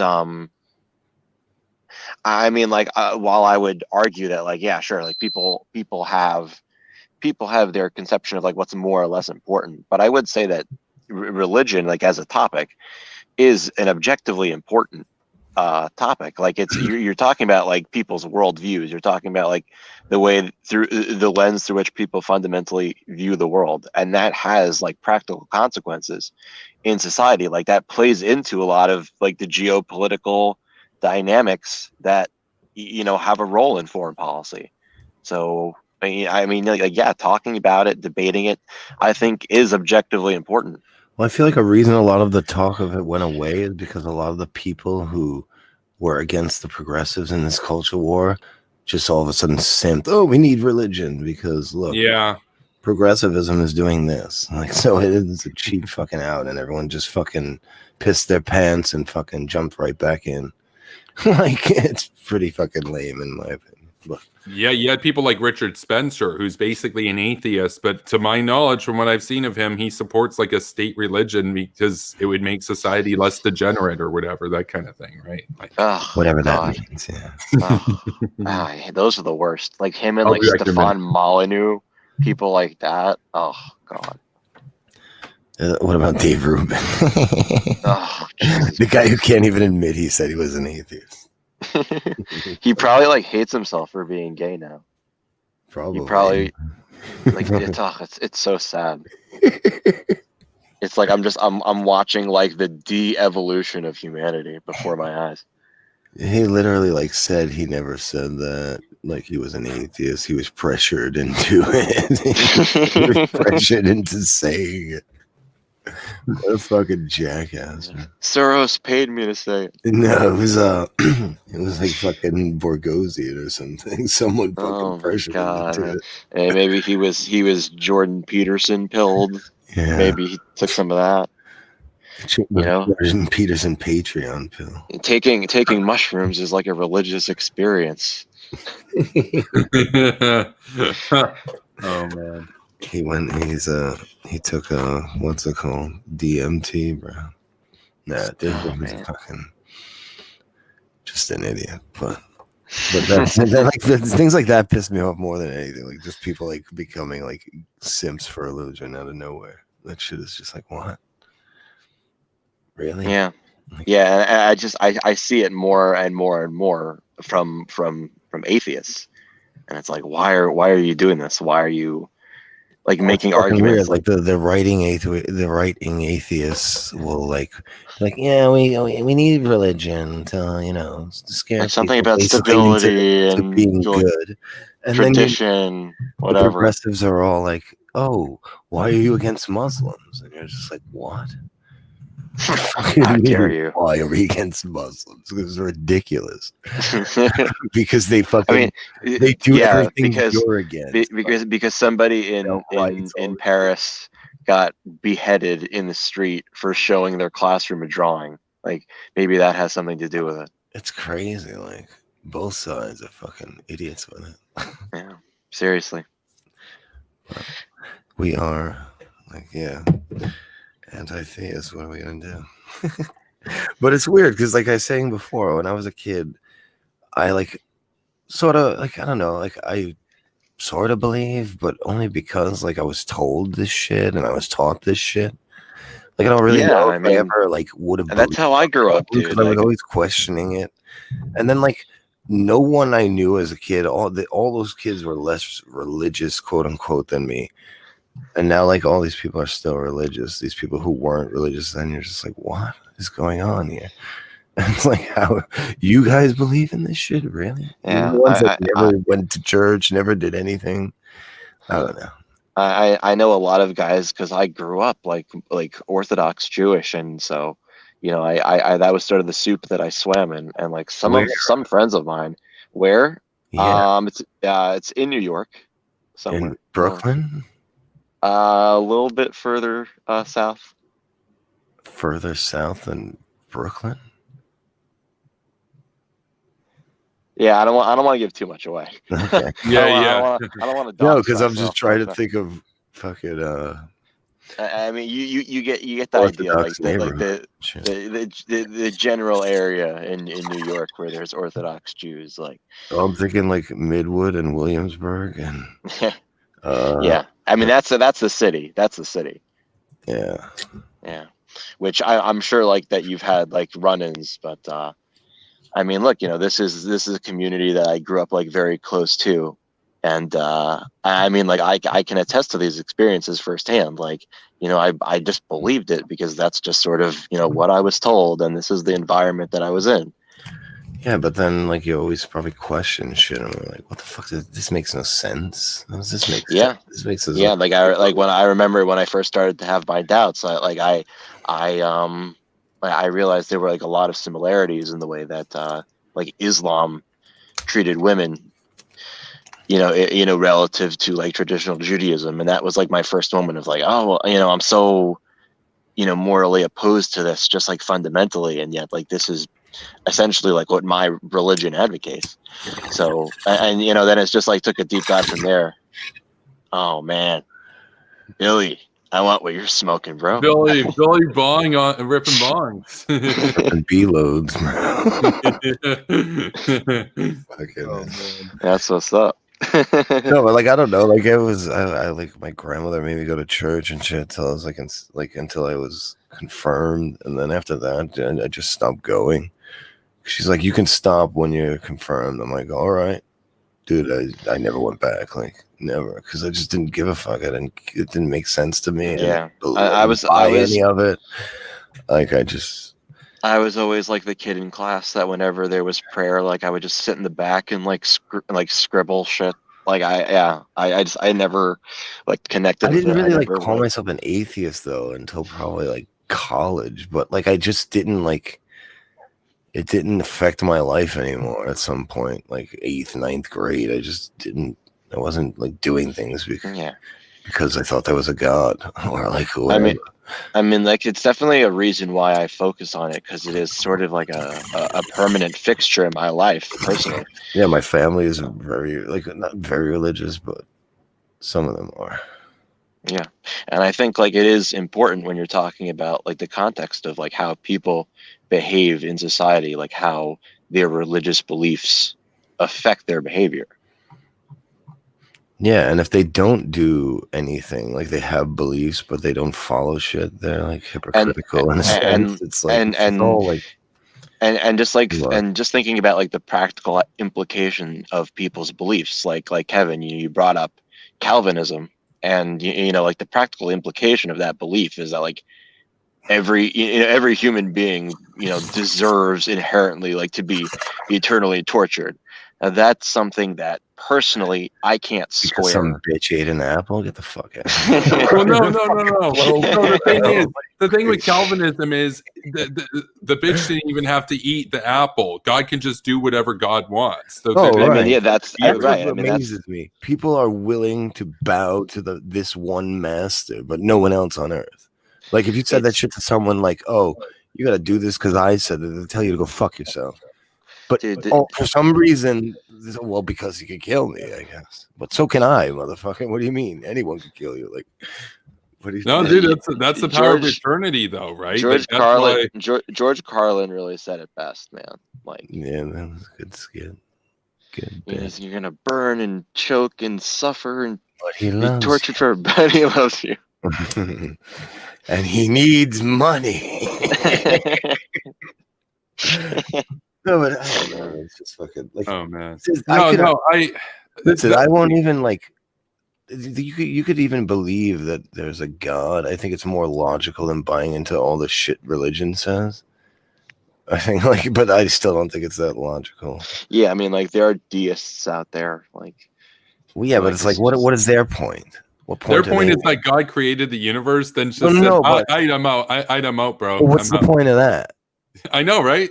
That's what I'm saying. What's the point? It's just like I guess it's just like the de facto assumption that like there was some creator God that had to like start the whole process. Yeah.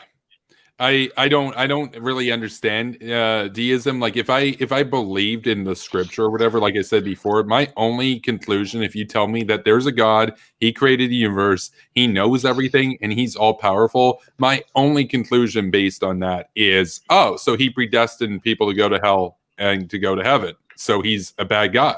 Like he's like I'd be a Maltheist, basically. That's like Calvinism is a more reverential regard for God as a Maltheist, right? Like, I mean, that's basically that. I reject the idea that something's moral because God said it.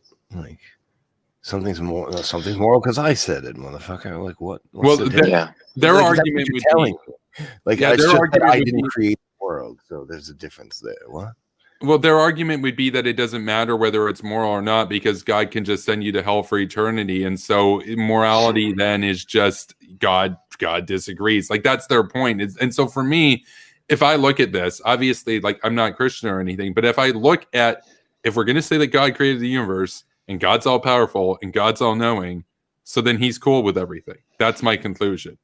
That's basically what. But why? She also said some weird shit like, "Oh, he created this world for us to have and whatever, and he's our guide, but he can't interfere. So how are you a guide then if you can't interfere?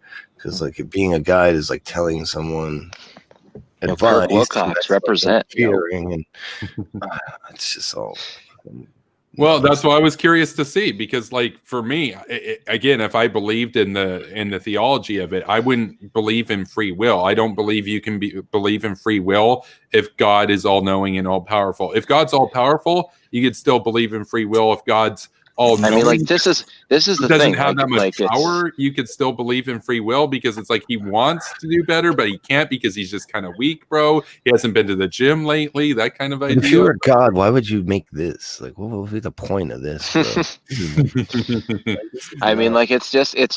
I mean, like, look, I must watch over this forever. For what? I think the big thing is that you're saying like these if statements, all these if statements. Like that's the thing. Like at the end of the day, you have to presuppose that the Christian God is like the creator God of the universe, and like presuppositional logic. I mean, well, it's just circular. It's a circular universe.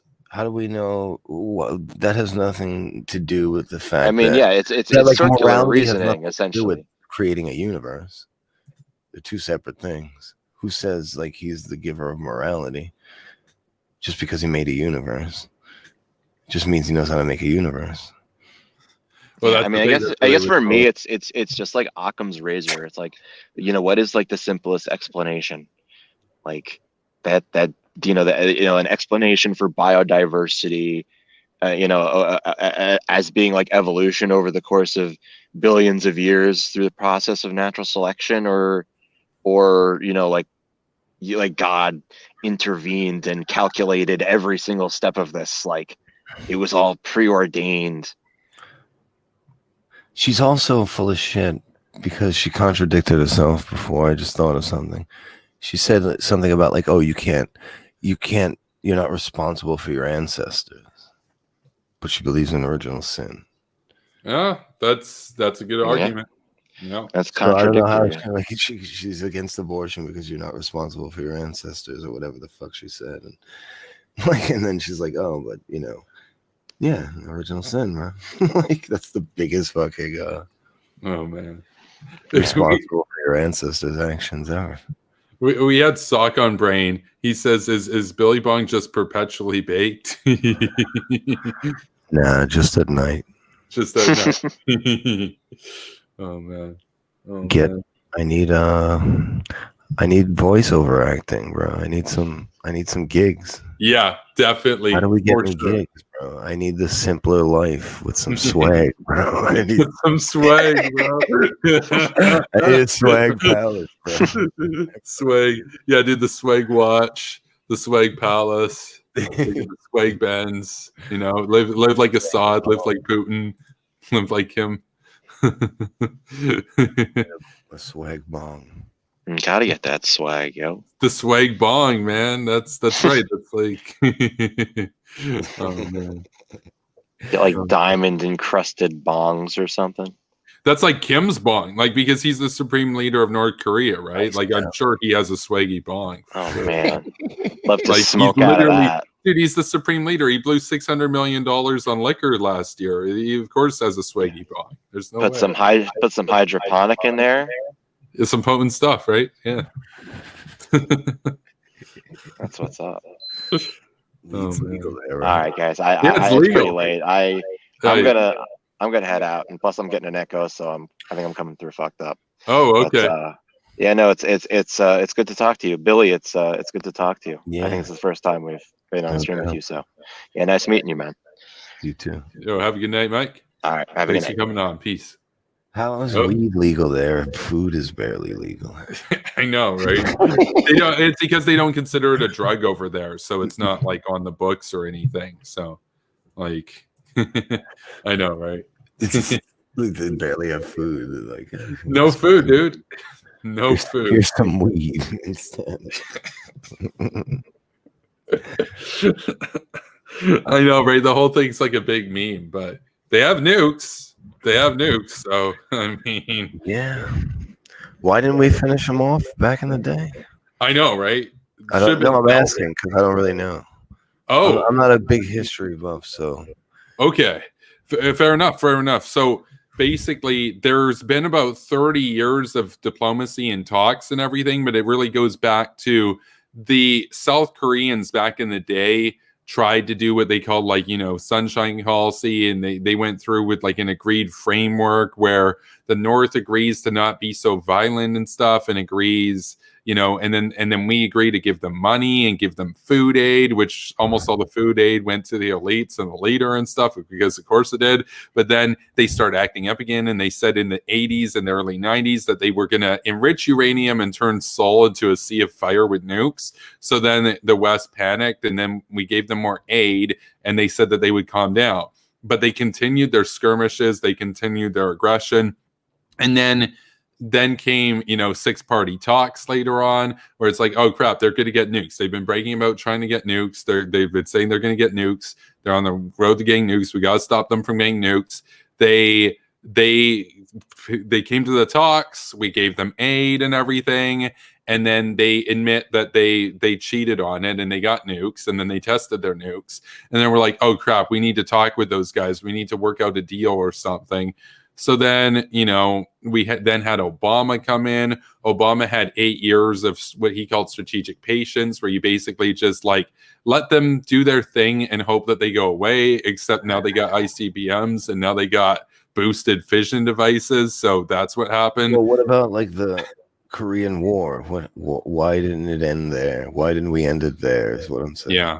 I see what you're saying. Because Communist China got involved, and they sent over 3 million troops over the border, and 1.5 million of them died, and it was so bloody and so brutal, and they butchered so many Americans and international soldiers that were there, that a peace treaty was finally struck after about 3 million people had been killed in it. And Douglas MacArthur had wanted to use nukes against them, and he was fired by Harry Truman over it. He would literally wanted to nuke the Yalu River so that the Chinese couldn't cross over it anymore. And he was let go. He spoke up against it. It was seen as insubordination. And then 3 years went on, and they came to a ceasefire. And that's basically where we are now, where it's still war. It's still war. But, you know, and there have been flare-ups. There's been incidents. They literally sunk a South Korean Navy ship and killed like 60 South Korean sailors back in 2010. But nobody did anything because they have nukes. So what are you going to do? It's like ridiculous. They can literally they axed South Korean soldiers on the DMZ. They've kidnapped Americans. They've kidnapped South Koreans. They've kidnapped many Japanese teenagers and tortured them. They have, of course, done all kinds of hacking. They've done terrorism. They've done counterfeit operations. They've done all kinds of smuggling and whatnot. In addition to selling Iran a bunch of missiles and other equipment, they're a menace. And they, at the moment, we don't really know exactly how many nukes they have, but we know that for a fact right now, based on what they've confirmed, tested, and what we've seen, if they were to test those missiles on an optimal arc instead of just firing them straight up and then coming down so they don't hit anybody in like Japan or whatever, they would reach Washington and New York and Chicago. So they can, at the moment, with their current technology, put a 280 kiloton warhead, which they've tested, on Washington right now, which if you did that on Midtown New York, it would kill 1.1 million people and injure about 5 million people. They can do that right now. So ridiculous. This is a regime where if your house is on fire and you don't save the portraits of the dear leaders that's in every room of every building in the country except for the washrooms, you'll be killed anyway because you didn't save the portraits of the dear leaders. So people risk their lives in floods to go into the floodwaters and recover the portraits of the leaders because they know they get shot if they don't. So, and they have nukes. That regime has nukes, and that regime threatened to nuke America. That regime threatened to nuke America in 2013 for showing the interview, and Sony Pictures said, "Okay, we're not going to show it in theaters." So we bow down. Every time we bow down, they tell us what to do. We don't tell them what to do. They take our money, they take our food. And then they get more nukes. And then we're like, oh, crap, they have nukes. We should talk with them. How about 30 years of talking? How about they're done, son? How about they're done, son? Like, that's my view. That's my view. So it's just a brief overview there. It's fucked up, bro, because like no one really cares at all. No one I know. cares. We want to stop wars. That's all we hear about because he listens to Katy brown Perry. people are dying. But Billy listens to Katy Perry. He likes Katy Perry. He's a good guy. You know, he likes Disney. It's not even anything. Like no one even talks about it at all, though. Like no one even says that because it's like we're worried about fucking, you know, Afghanistan and why we're killing people there with fucking. Yeah, the poor Taliban. What are the biggest red herring on earth? Drones, bro. Like drones are amazing. We like minimalize killing. Like what the fuck are they talking about? Yeah, I love how they get triggered. What is the triggering of the fucking drone? I don't get it, bro. No, you can't just kill terrorists. He didn't do anything wrong, bro. No. Why would you want to isolate where that fucking missile goes? Like, what? Yeah, why didn't you carpet bomb the terrorists, bro? Why'd you have to use a precise strategic or surgical drone? These people are worried about fucking like collateral damage all the time, right? That's their main complaint, that all these civilians die and then they're fucking triggered by drones. They're like, but 30 civilians died from drone attacks. And you're like, yeah, and if we did what happened in Vietnam, 300,000 died in this. Like, what are you talking about? I've had these people make the same arguments to me about Hiroshima and Nagasaki, and so I'm going to make a meme soon where it's like, no, you can't just nuke my city. We had factories there trying to build guns and ships to kill your troops with. No, my civilians. It's like there's this argument that there was no military value in Hiroshima and Nagasaki. And it's like there's literally a military garrison there. And what do you think they were building in the city? It was a total war. Like what, they were just building like fabric and chewing gum and stuff. It's like, oh, that's what they were doing at their shipyards. Like they were making fucking oh man, whatever the garb is. No, we got a lot of collateral damage is a war crime. I've literally had people tell me before when I've said to them, I'm like, no, dude, you don't understand. That's collateral damage. And they're like, yeah, that's why I'm against the United States or whatever. And it's like, they don't understand that collateral damage isn't done on purpose. They're fucking idiots. We have a what's it called on collateral damage. We're the only ones that do it. Yes, American exceptionalism. America is exceptionally murderous, and Russia and all those other countries and Iran, when they kill people, oh, they're just fighting imperialism, bro. You know? Because America's taking over the world, as we can see, right? Like, look at all the new territory we've gained. What the fuck are these people talking about? Yeah, Russia literally took over territory. That's the other thing. That's who cares, bro? It's fucking Ukraine or whatever. Who gives a shit? Yeah, it's Ukraine. Fuck those Ukrainians. I can't stand them anyway. Right? Oh, man. Yeah. we had one of those tankies on Twitter the other day. Somebody said they're like, you literally would defend the Holodomor or whatever, and they're like, well, no, the Holodomor didn't happen, but I wish it happened so we could do it to you, that kind of thing. And they think that's something from Lord of the Rings, bro. Yeah, it's ridiculous.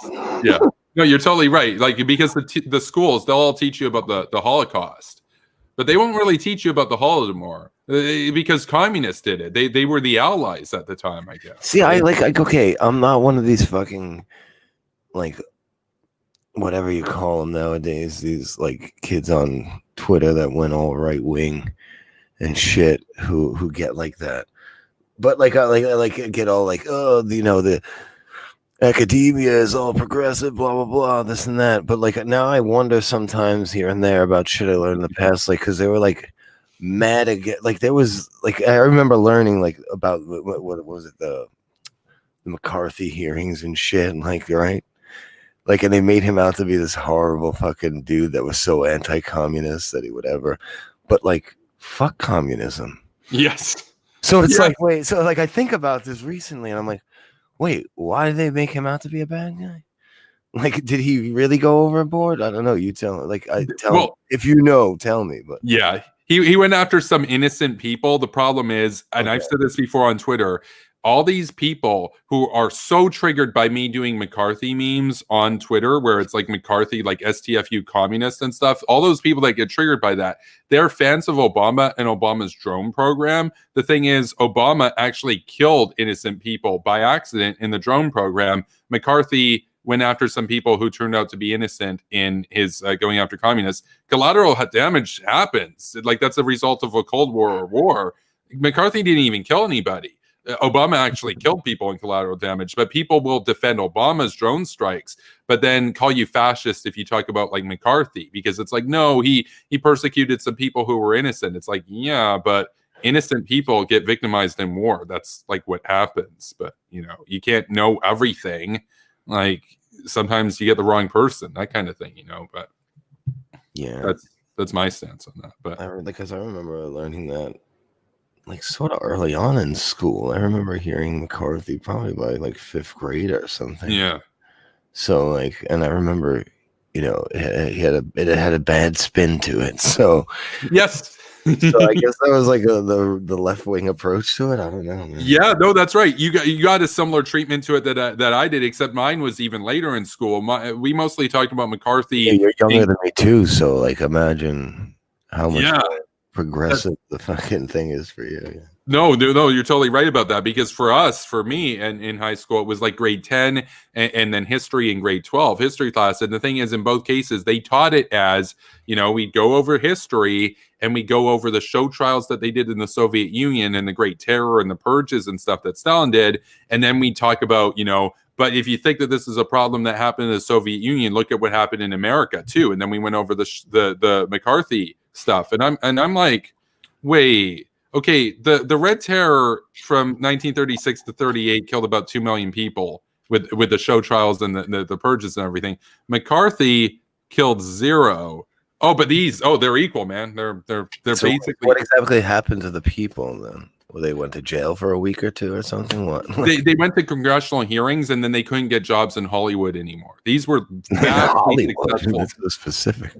Yeah, well, he was going after communism and Hollywood and stuff. These were overwhelmingly, vastly wealthy, fabulously wealthy people that couldn't get acting gigs anymore because he ruined their careers as communists and stuff. Some of them were innocent. Some of them weren't actually communists. But I mean, hey, man, it was the 50s. The Soviets were aiming nukes at America. I can see why people were worried about communism, man. But they're ruining people's lives right now by getting them fired because of shit they say on Twitter. That's true. That's true. It's kind of reversed now. So it's the same shit, no? What's the problem?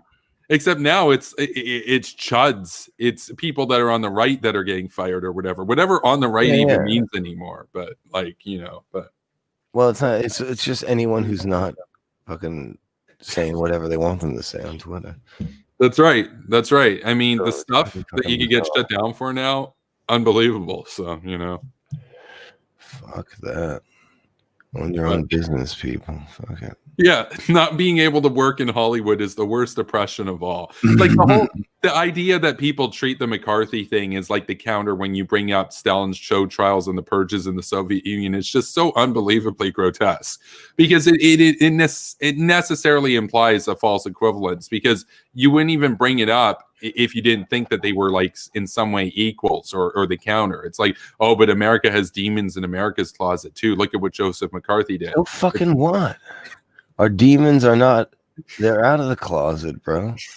They're like, they're done already. Like, where are the demons now? What the fuck we're talking about now? Like, yeah. No, I just we're think not talking about fucking communism in the fucking whatever, fucking 50s and shit. We're talking about now and fucking Putin and fucking North Korea. We're not talking about fucking Russian communism in the 50s. We don't care.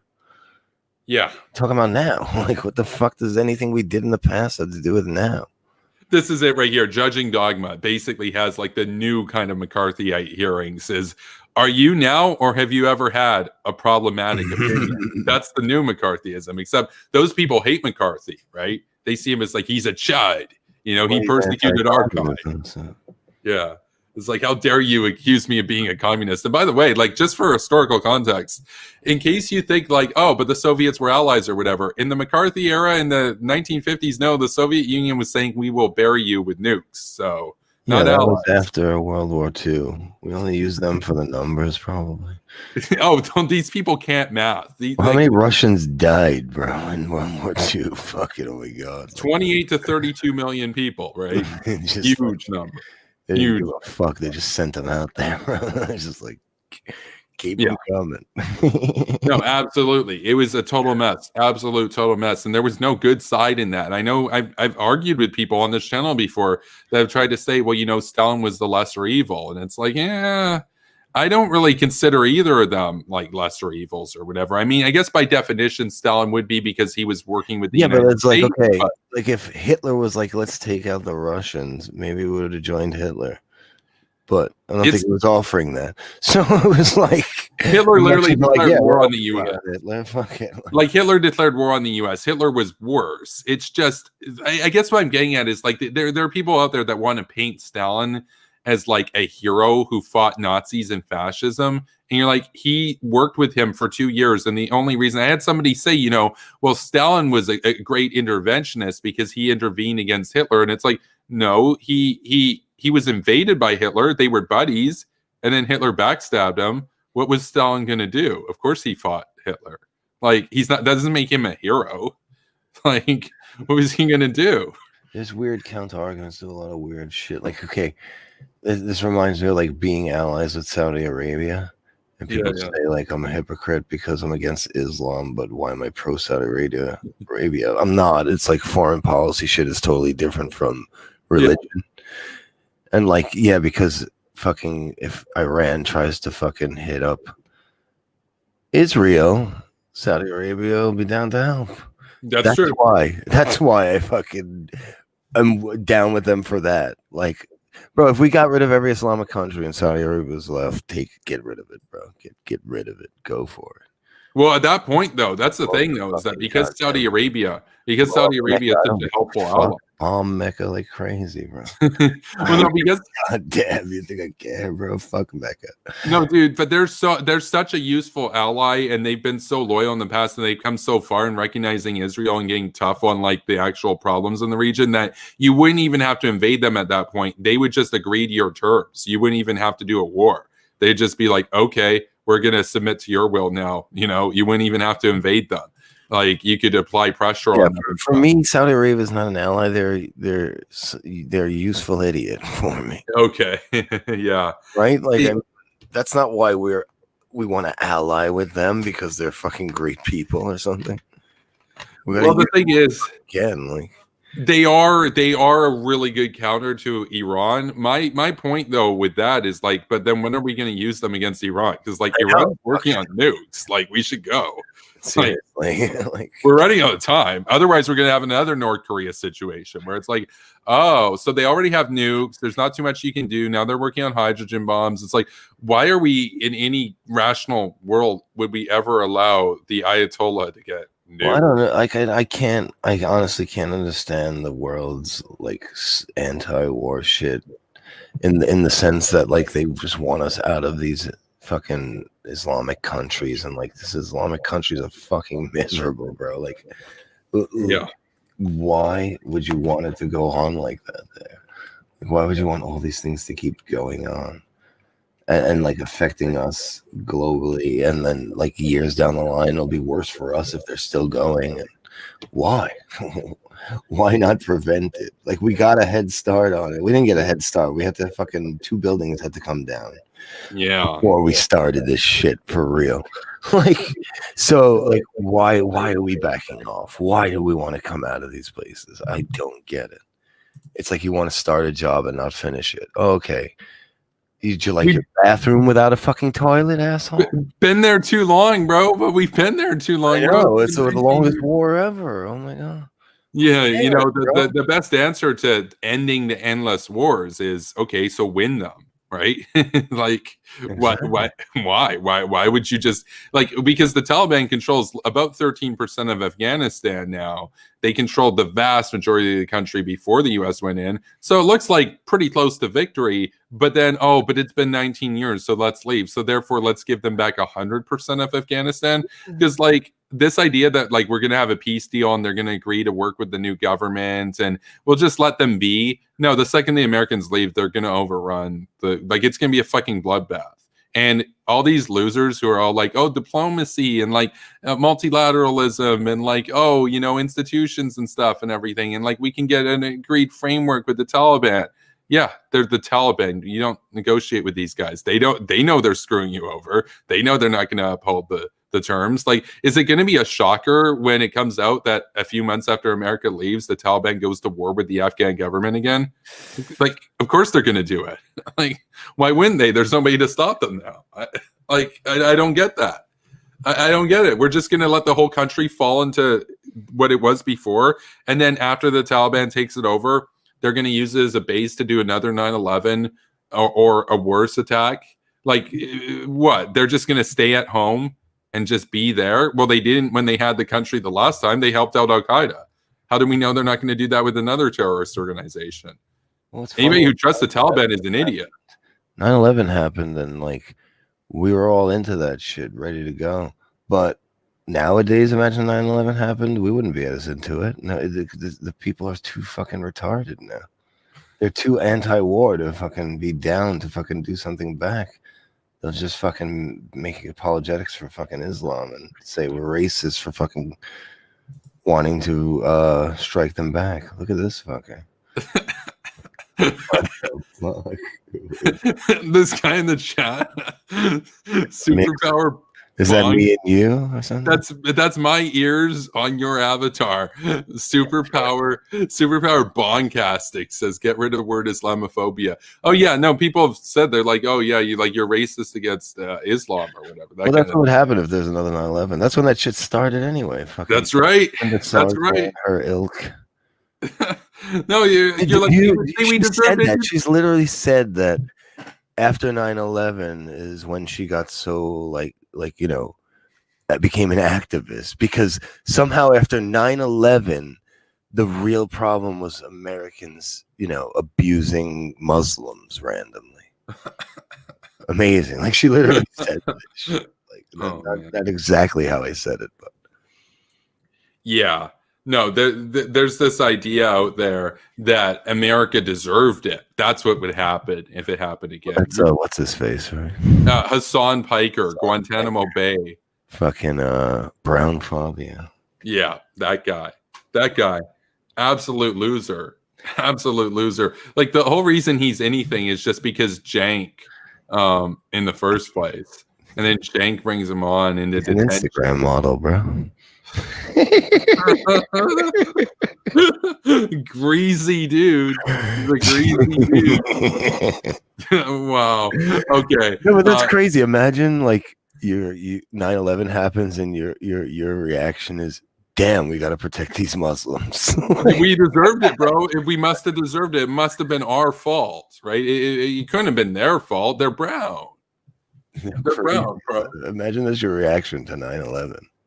That's fucking psychotic. And you got people following you. That's fucking nuts. I know, right? Like 100 and something thousand people on a typical stream he has watching him. We got Bongcast. Who are you talking? Oh, you're talking about Piker? Piker. No, I was talking about fucking like anyone. Like anyone. Oh, that's true. Sarsor and all the Sarsor type. Anyone like that. Like that's your reaction to 9/11. Kill yourself. That's right. We got last anniversary of 9/11. People on Twitter were more concerned with the supposed quote unquote Islamophobia going on rather than the victims of the attack. Dude, how many people were attacked that people thought were Muslims? So they attacked them like what, 20 to 50 maybe? How many people died in the buildings? Go fuck. Almost 3,000. So exactly, kill yourself. Like Jesus Christ. Yeah, it could have been 10,000 if it was fucking 1 PM or something, bro. Like, that's true. It is so lucky it was before 9 a.m. That's such a good point. As smart as we think. That's such a good point. That's such a good point. And they could have had another plane into the White House. It was going to be that, but then like when they realized that it was so low, the count compared to what it could have been was because of the time. Like it was all before 9 a.m. So not everyone was into work yet and shit. A lot of people like were on their way to work. Yeah. We got Sock on Brain here. He says, U.S. troops in Saudi Arabia means 9/11 was justified. Daddy bin Laden said so. That's basically their argument. It's like America's imperialist, so America deserved it. I mean, they could have just as easily been in those buildings. That's the thing that's stupid about it. Like, there were Muslims that died in they weren't. Like, dude, they weren't, you know. Weren't anyone who thinks that way. God. Like, that shit is fucked up, bro. No one get, like, especially people who aren't around. They don't fucking get what that was. That was fucking psychotic, bro. Like, that was like one of the craziest things that ever happened in history, bro. Yeah. Like, I think you don't think so. Like, okay, what? A plane went into a building and it fell down and killed people? No, it was fucking madness, bro. That's one of the craziest shits ever. The way it went down, why it went down, everything. Just like, absolutely. No, I went to school. I went to university. Those buildings toppled, imagine. Yeah, no, I know. I went to school. Lucky they went straight down. They went straight down. No, you're totally right. And it could have been later in the day. There were so many variables for as tragic as 9/11 was. You're totally right. It could have been an order of magnitude more deadly.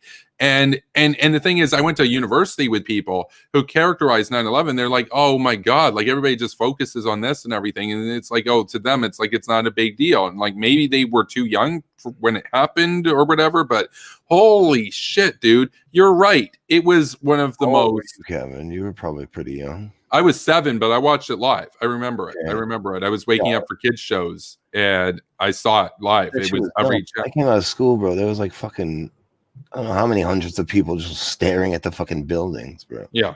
Like it was just nuts. Everyone was, the world stopped. Like it was everyone staring at this one event. Like that's never happened in history, bro. Like, especially like, 1,000 years ago, everything was localized. That's right. Like, even Hiroshima, dude, even Hiroshima, most people didn't hear about that until Truman announced it on the radio later. Right. Yeah. And more people died there. So even something like that, which was crazy, or like, fucking Pearl Harbor or something tragic and crazy.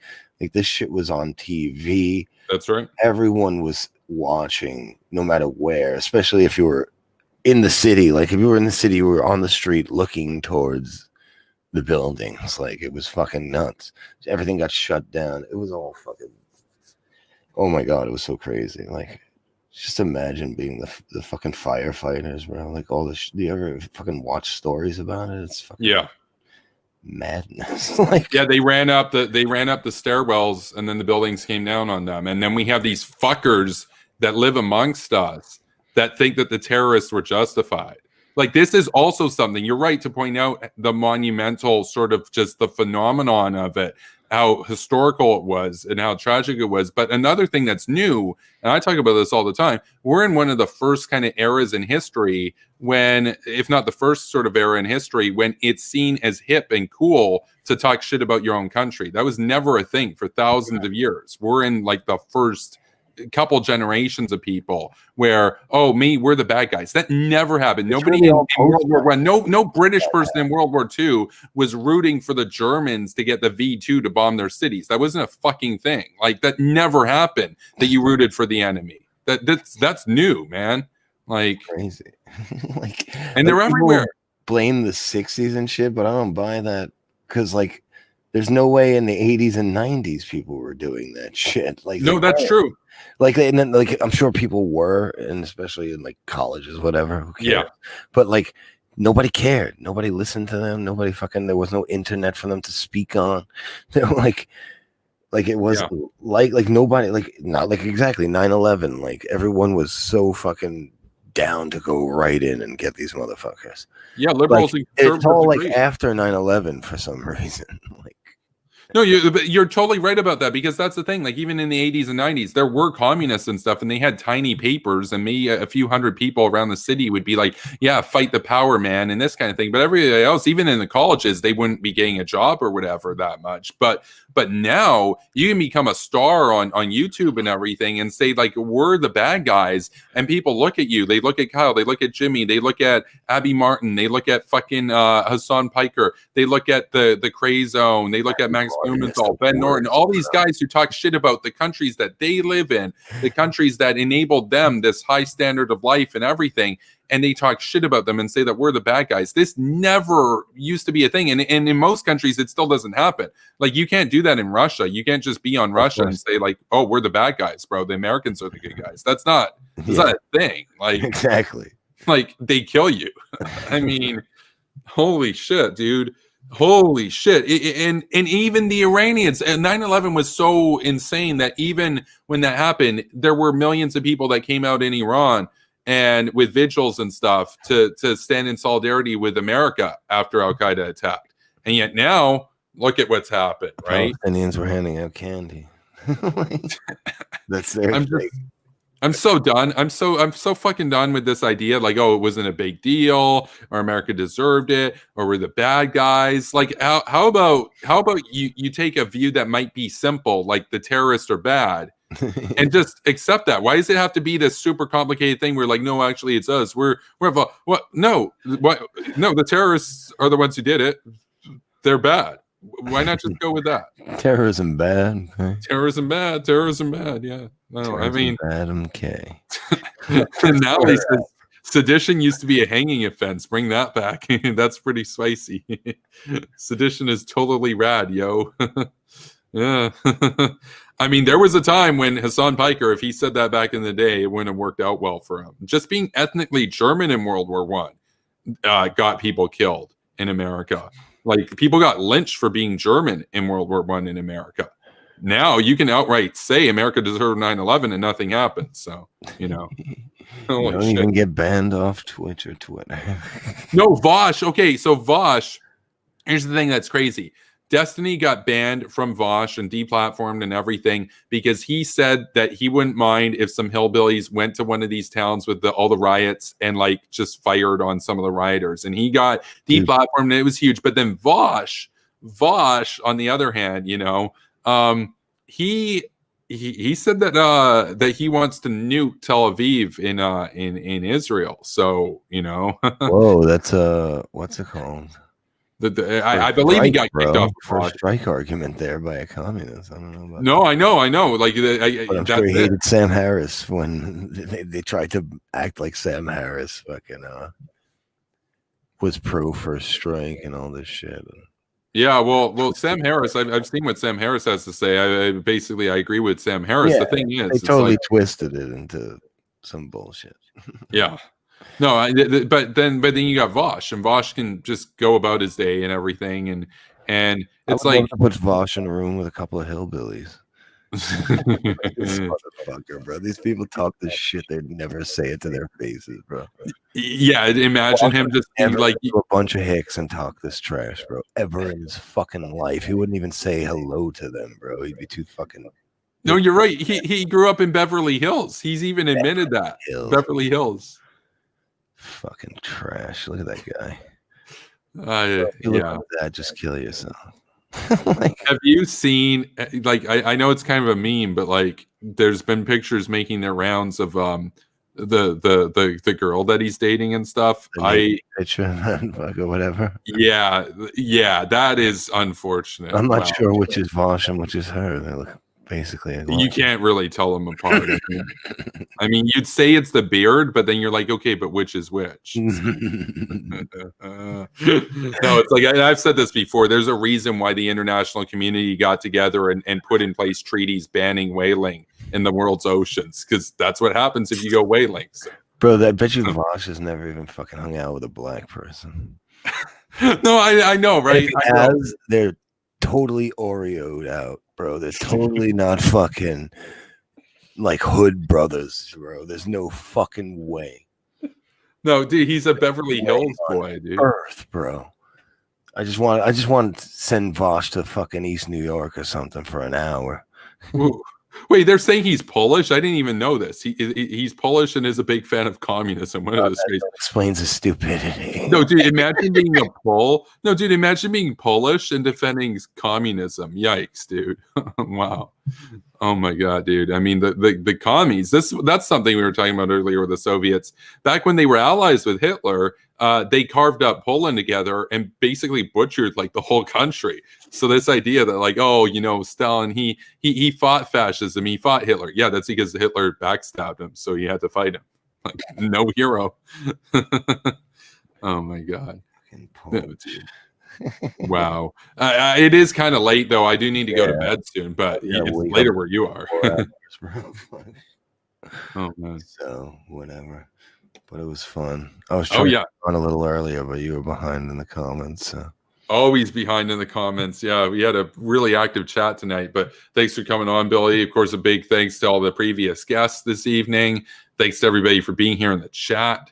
We'll let Billy get going, but be sure to like the video, subscribe to the channel. If you know you disagree and you think we're all idiots or whatever, you can leave a dislike. I don't really care, but make sure you react, because the algorithm gods they don't really care if you like or dislike.